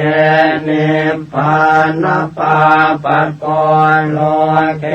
วัสสัสสะตสหัสสายุกโรตุโนมหาสันติงสุขิตาจะมยังสัทธาปทุโมนามาสัมพุทโธโลกเจตโธนราสะโพอันตปัญญาสารตโนอาทิตโยววิโรจติวัสสัสสะตสหัสสานิอายุตัสสะมะเหสิโนโสปิปุณโธการุณิโกสัทธาโสติงกโรตุโนอัฏฐาสิติรัตโนเพโทนารโทสัมปตามโทนิรันตรังติวารันติงโยชนังภรเตปภานาวุติวันสัสหัสสานิทัตวาโลเกวินายโกโมเจติตุกโต สัตเตโสภิโสติงกโรตุโนอัตตปันนาสรตโนปตุโมตตโรมหามุนิตาสปากติการังสีปรันติทวาตัสโยชเนวัสสะตสหัสสานิทัตวาโลเกมตันตโทโมเจติพันธนาสัตเตโสปิปาเลตุโนสัตตา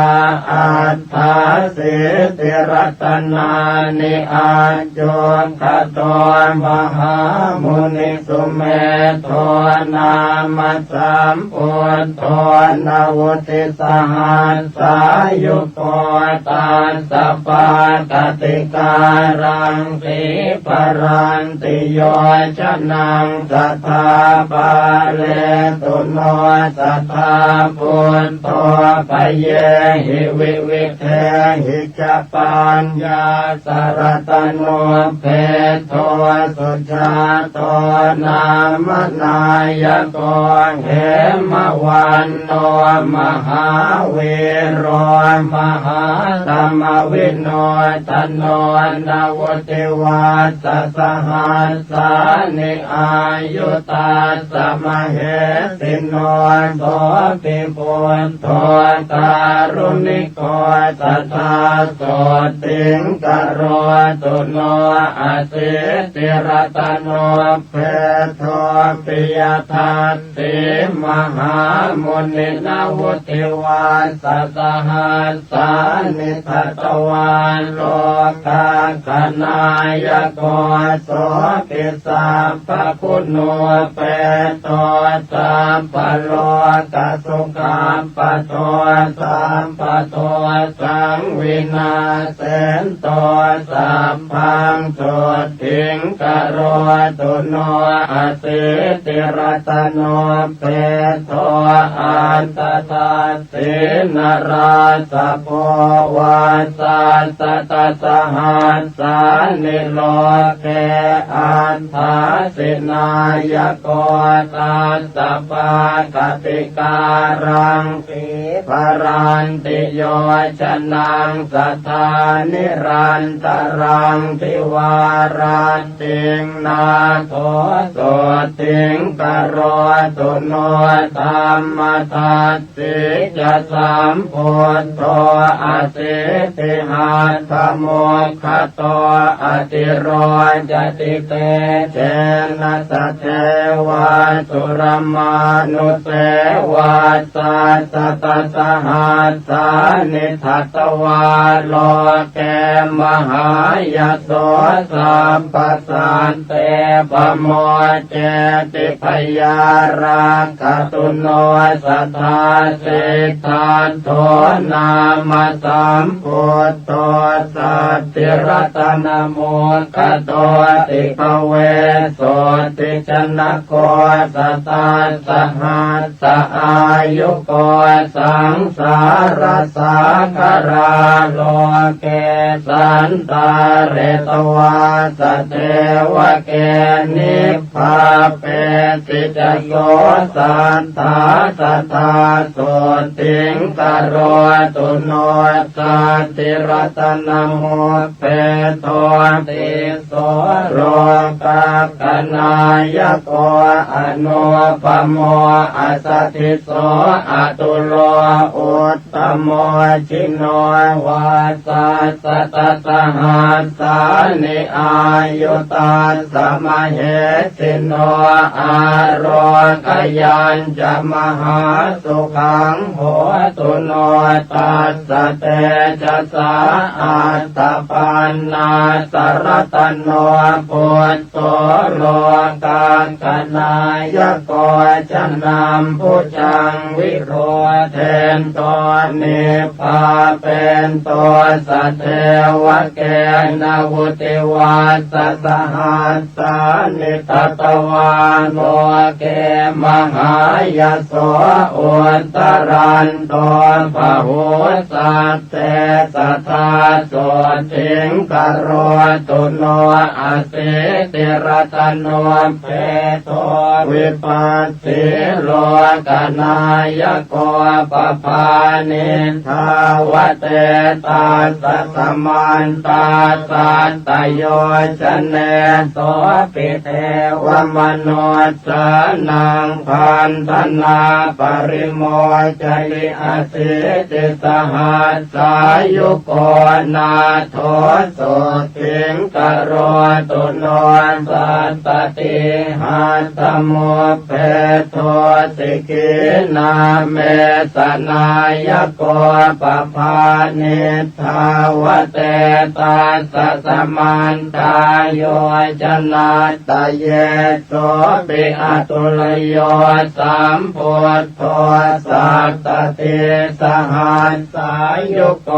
กโรตุโนมหาสันติงสุขิตาจะมยังสัทธาเวสสปุณามสัมปุณโตเหมรูปสมุปโมสันติรัตนโมเปโท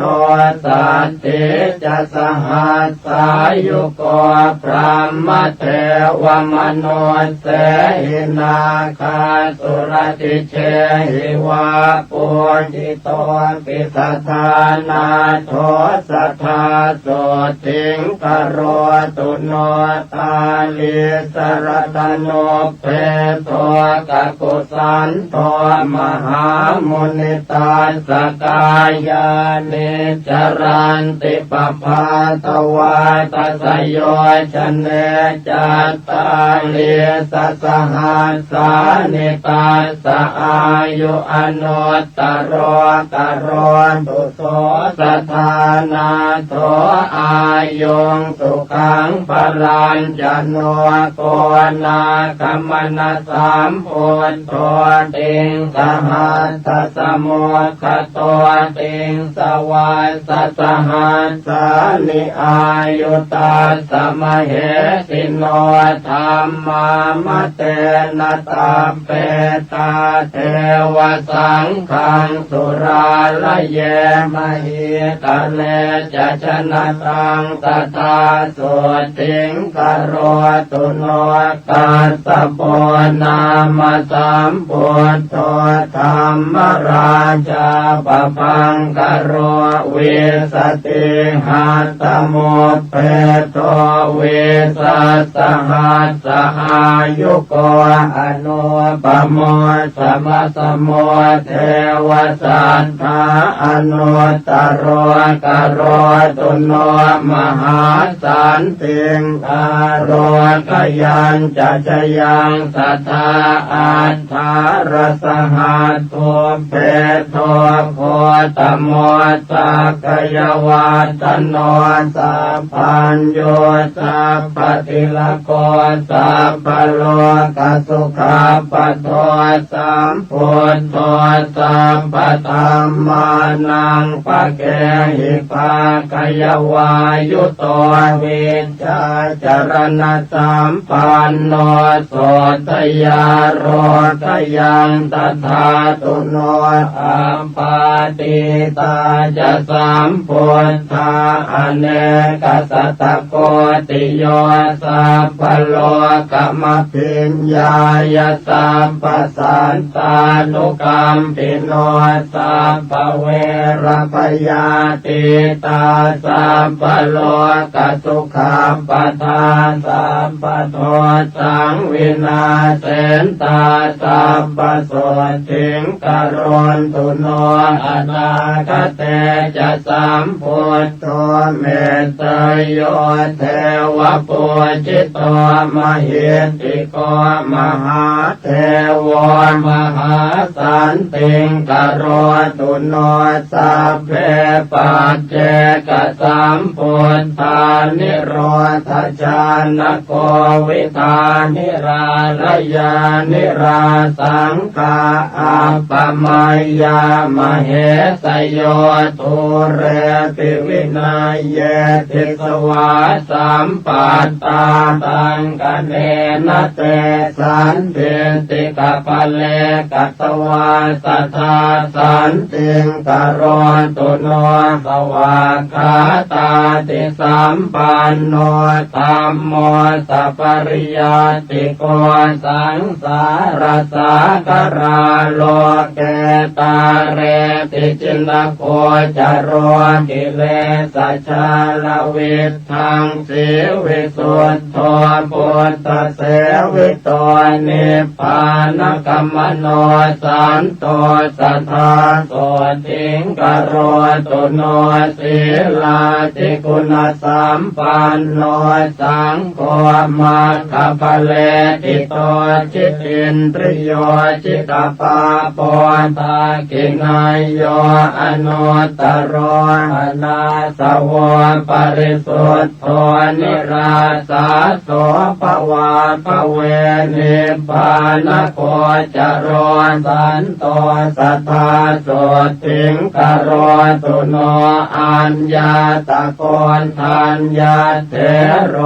รัตตัญโยนังอะโกอาหุธรรมจักกาภิตมโยสัทธาโสติงกโรตุโนวาปัสเถโรมหาปัญโย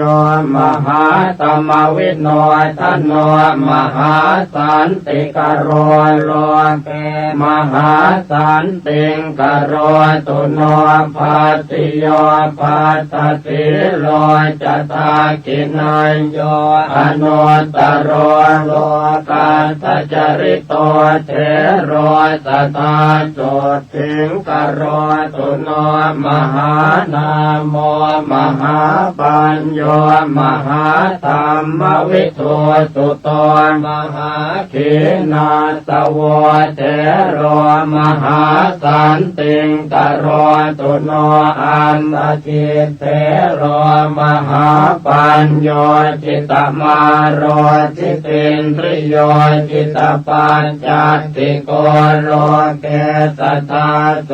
ติงกโรตุโนอนุปปิกทังสุตวายโสเอกขมานโสอาคธรรมมโนปัตโตโสทาโรคยังตถาตุโนจัตวาติกาจปัญญาสเถ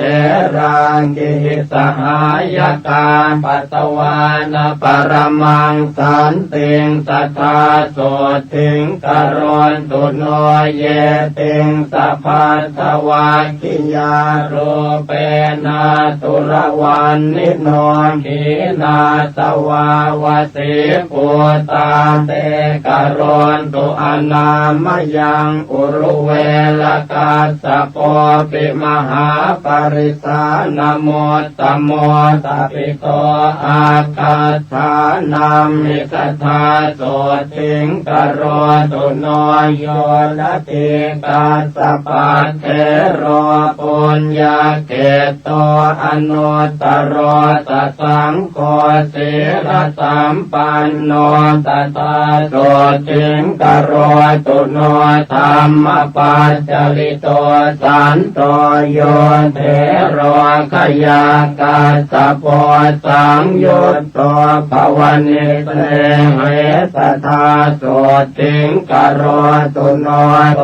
กนาทังสเปตวานปัญญวันตานปานินางปัญญายสาลิปุตตาสกลังนาคติโสลสิงสาลิปุตโตมหาปัญโยปัตโมอาคสาวโกธรรมเสนาปฏิเสธโทสัทธาโสติงกโรตุโน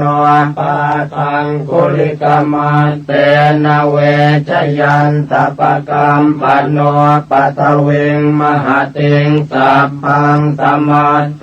ปริวาติตุงโมกัลลาโนมหาเถโรทุติโยอาคาสาวะโก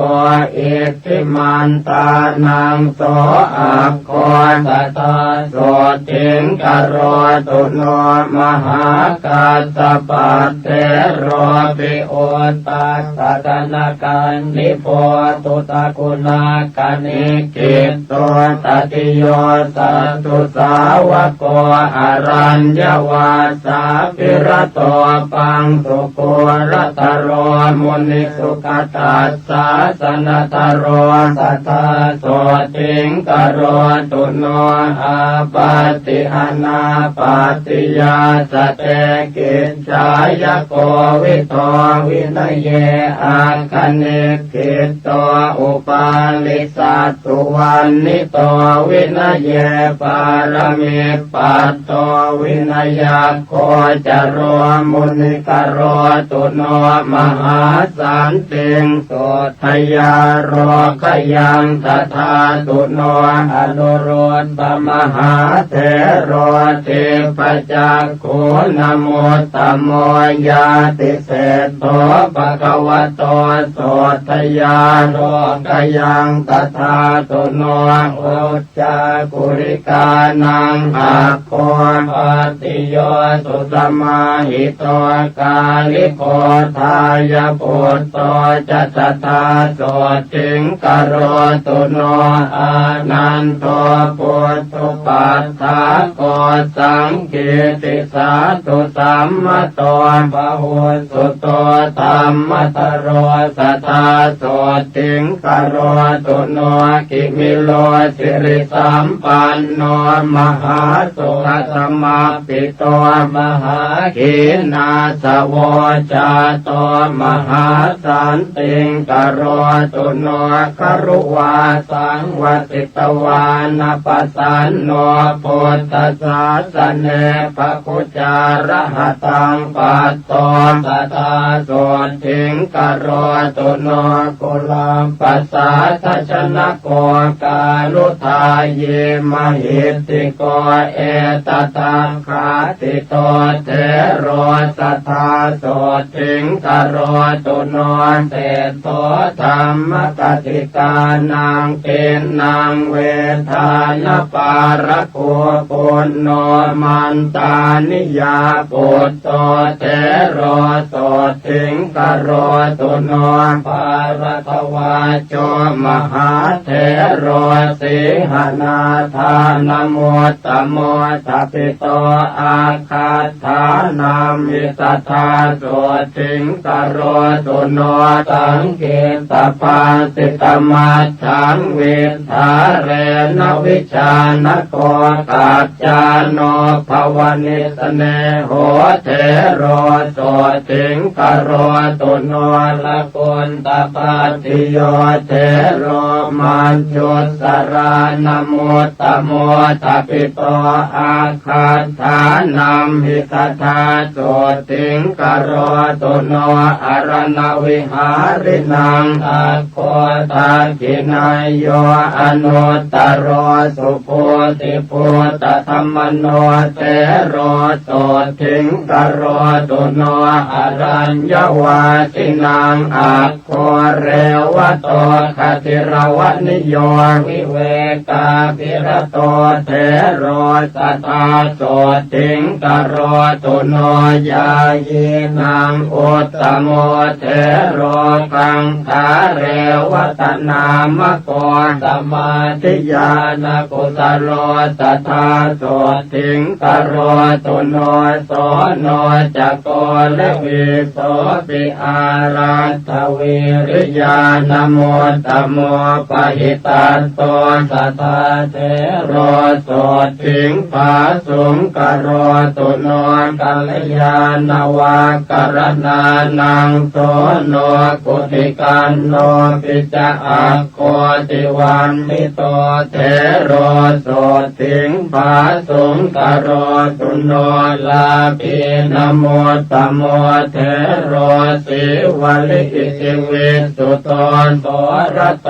ปัญจยาติมิสัทธาโสถิงกโรตุโนสัทธาทิโมตานังอัคโควังกะลิอิตินามโกปาโมจะปะหุโรเทโรสัทธาโสถิงกโรตุโนราหุโรพุทธพุทโตปิเขขากามานโมตโมทายาโทสัพพธรรมเมสุมหาสันติงกโรตุโนสัทธายาปาปจิตวานรัตถปาโลปรังกมิเอตตังเขติโตเยวสัทธาโสติงกโรตุโนคนทธาโนมหาเถโรสลากังปัตมังคโตตติโตเยวทานามิสัทธาโสติงกโรตุโนปฏิภาณวันตานัมปิอาโคติตุตวันนิโตวังกีโสอะระหะเสทโธสัทธาโสติงกโรตุโนสมันตปาสาธิกานังอาคาธานัมอิตาปิโตอุปเสโนวังคันตะปุตโตสัทธาโสติงกโรตุโนทัพโพมันละปุตโตเทโรเสนาสนปัญญาปโกทปิโตอาคาธานัมมิสัทธาโสติงกโรตุโนปิลินทวันจะสมโนเทวตานังปิโยอาหุทปิโตอาคาธานัมมิโสทยาโลกยังตถาตุโนภาหิโยทารุจิริโยขิปปาภิญญาณโมตโมกโรตุโนมหาสันติงอาโรคยัญจะชยังสัทธากุมารกัสสะปัตเถโรจิตตกถินโมตโมมิจาวิตากุปัจเจโทสัทธาโสถิงกโรตุโนปฏิสัมภิตาปัตตานังอาการตานัมมิตาปิโตโกติโตอะระหะเศธโธสัทธาโสถิงกโรตุโนอัปปาภาโทมหาเถโรอัปปาภาทานโมตโมภากุโลอะระหะชาโตสัทธาโสถิงกโรตุโนปุพเพนิวาสเวทีนังอัคโคติปุตตวันนิโตโสติโตนามโสเทโรสัทธาโสถิงกโรตุโนมหากัปปินาเทโรปิภิกขุโอวาทโกอาหุกุตโลโอวาทธาเนสัทธาโสถิงกโรตุโนภิกขุโนวาทกานาโคนันทโกอิติวิสุโตปาเลตุโนสัทธาเทโรโสถิงภาสุงกโรตุโนอินทริเยสุปุตตะวาโรอาคาธาเนติโตอาหุนันทัตเทโร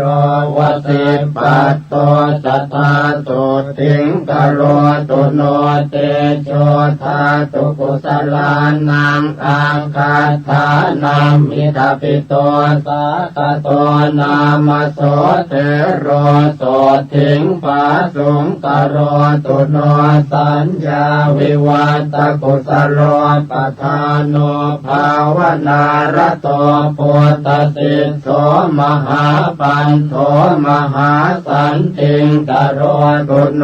จุลปันตกันเทโรปิมโนมยาปินิมิโตทัปิโตอาคาธานัมหิสัทธาโสติงกโรตุโนปฏิภาณยกานังตุอาคาธานัมหิทัปิโตราโทเทโรมหาโสติงกโรตุโนอนามยังโลกจิวรัตรานังภิกขุนังอุตตโมอาหุโมกราชมหาเถโรมหาสันติงกโรตุโนวิมโลวิมลปัญโยสุโรปสุสัมมาหิโตระโชนลิมปฏิขันเท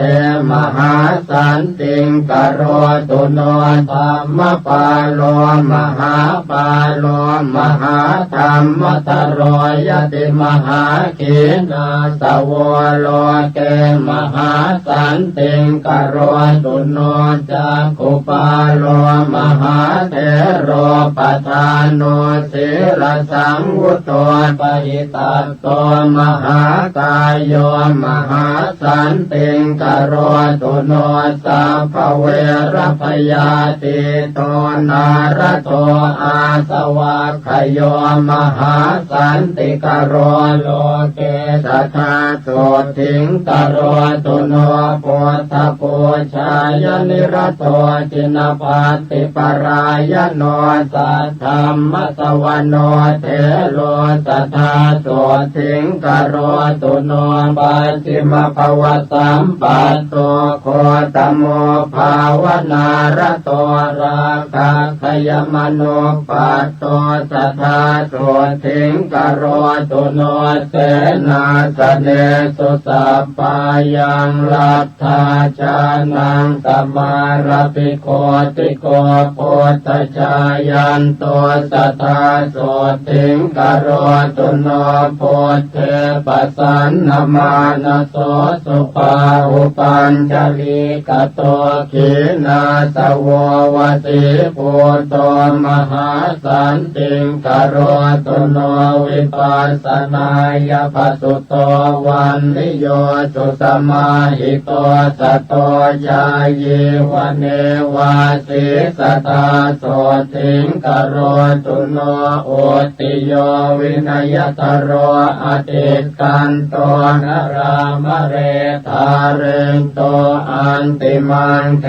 หังสัทธาโสทิงกโรตุโนวิมโลวิรโชจันโลชาโตปันตระเกตุนาพิมพิสาราตโชเทโรสัทธาโสทิงกโรตุโน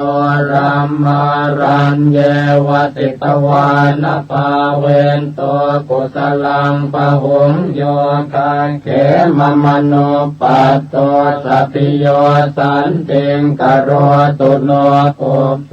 นิวาสังจานันโตเทปจักขุวิโสทโนนาคิโตระระหังปัตโตโสทยาโรขยังตถาตุโนปาติโมกมโนปัตโตวิจโยรัญญโคจโรลาภาลาภิตถาสังสีสัทธาโสทิงกโรตุโน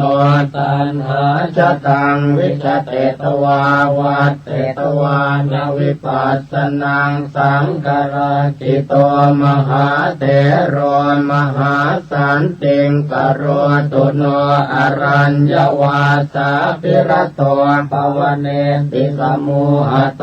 ธรรมานังปารมิปัตโตอุตตโรปาตุโนพยาปุเปปุญญานิกัตวานปุปโยคังสมารปิอุตโพระหตังปัตโตสัทธาโสทิงกโรตุโน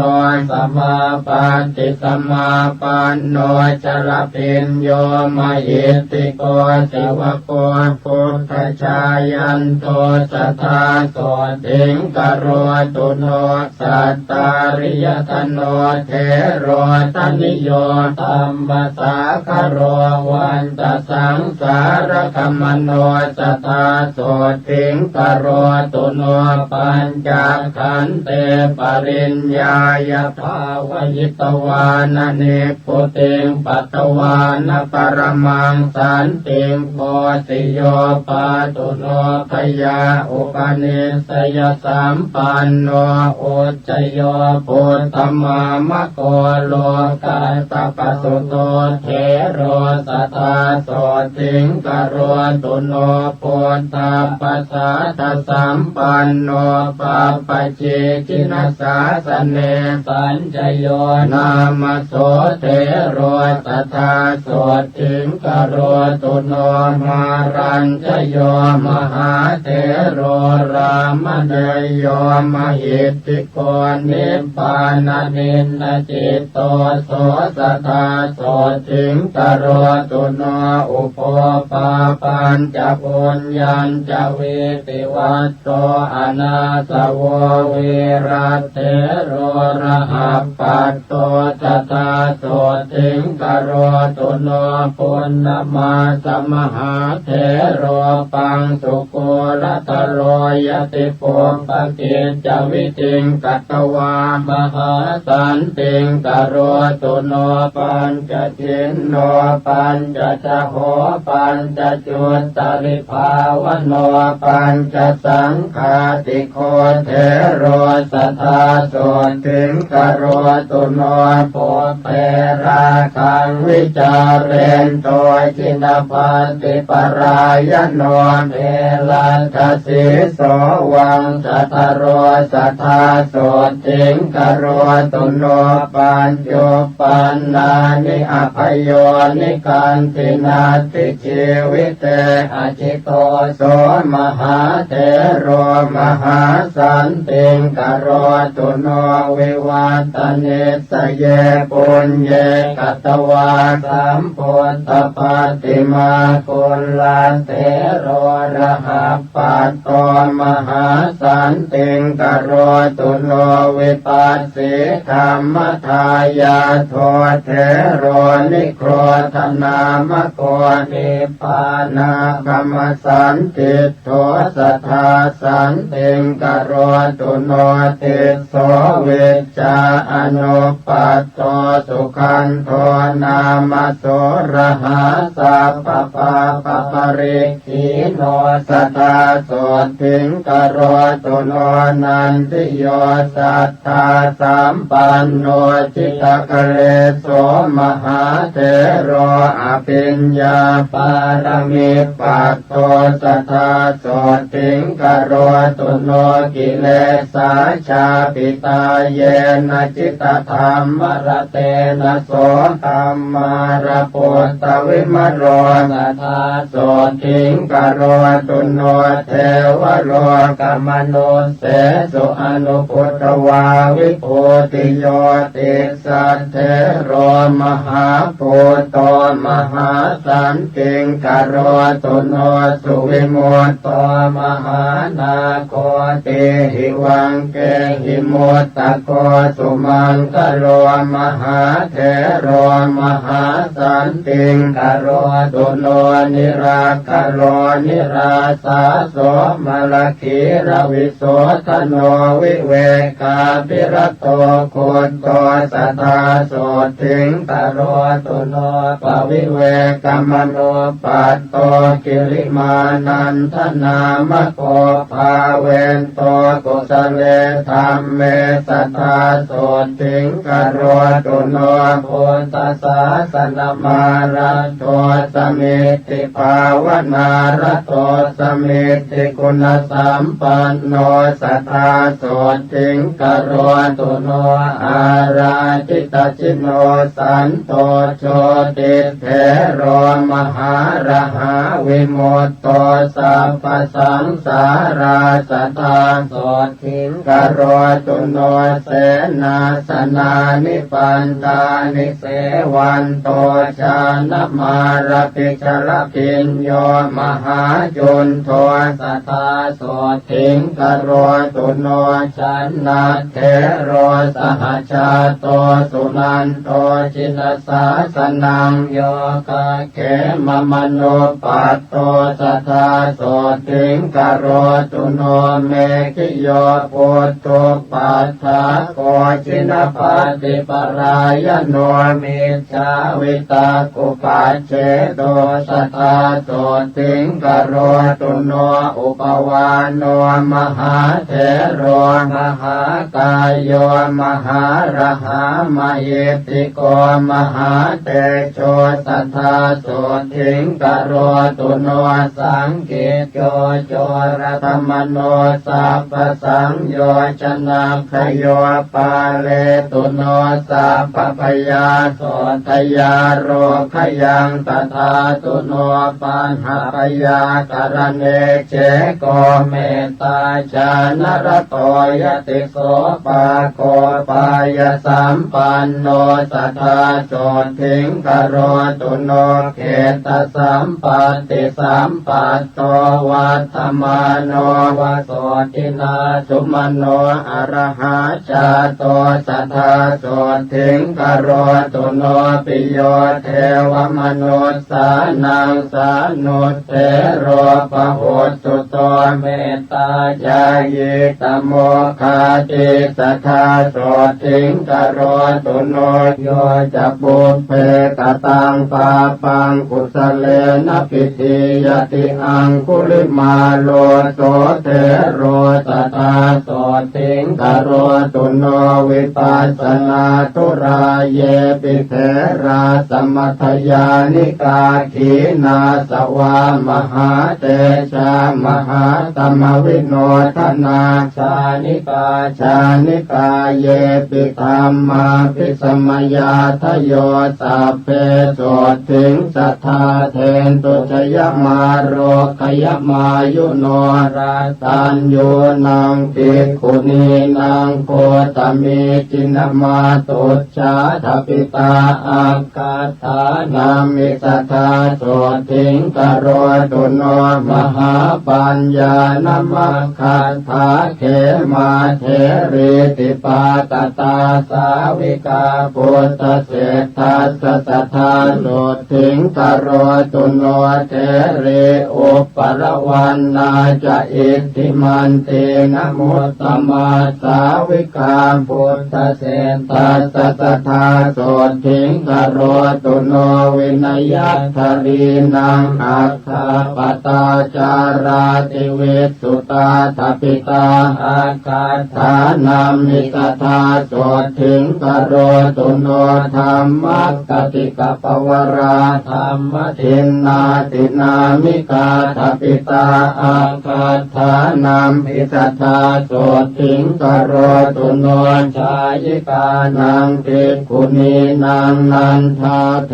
ริตินาเมสาอาคาธาเนติตาอหุจธาโสถิงกโรตุโนอาราทเวริยานังอาคาโสนาเถริตินามิกาทปิตาตันตถานามิสัทธาโสถิงกโรตุโนติปจักขุปานังอาคาภปุลาอิติวิสุตาวิสุตนยนาสาปิสัทธาโสถิงกโรตุโนกุณฑลเกสีภิกขุนีจิปปาปิญญาณมุตตมาทปิตาเยวทานามิสัทธาโสถิงกโรตุโนเถรีภัตตกาปิลานิปุปปชาติมนุสสริตาสังเยวภิกขุนีนังอาคาโสถิงกโรตุโนเถรีตุปัตตกัจจานามหาปิญญาณมุตตมา จินเนนะสุขทุกขังสาสตาโสทิงกโรตุโนโล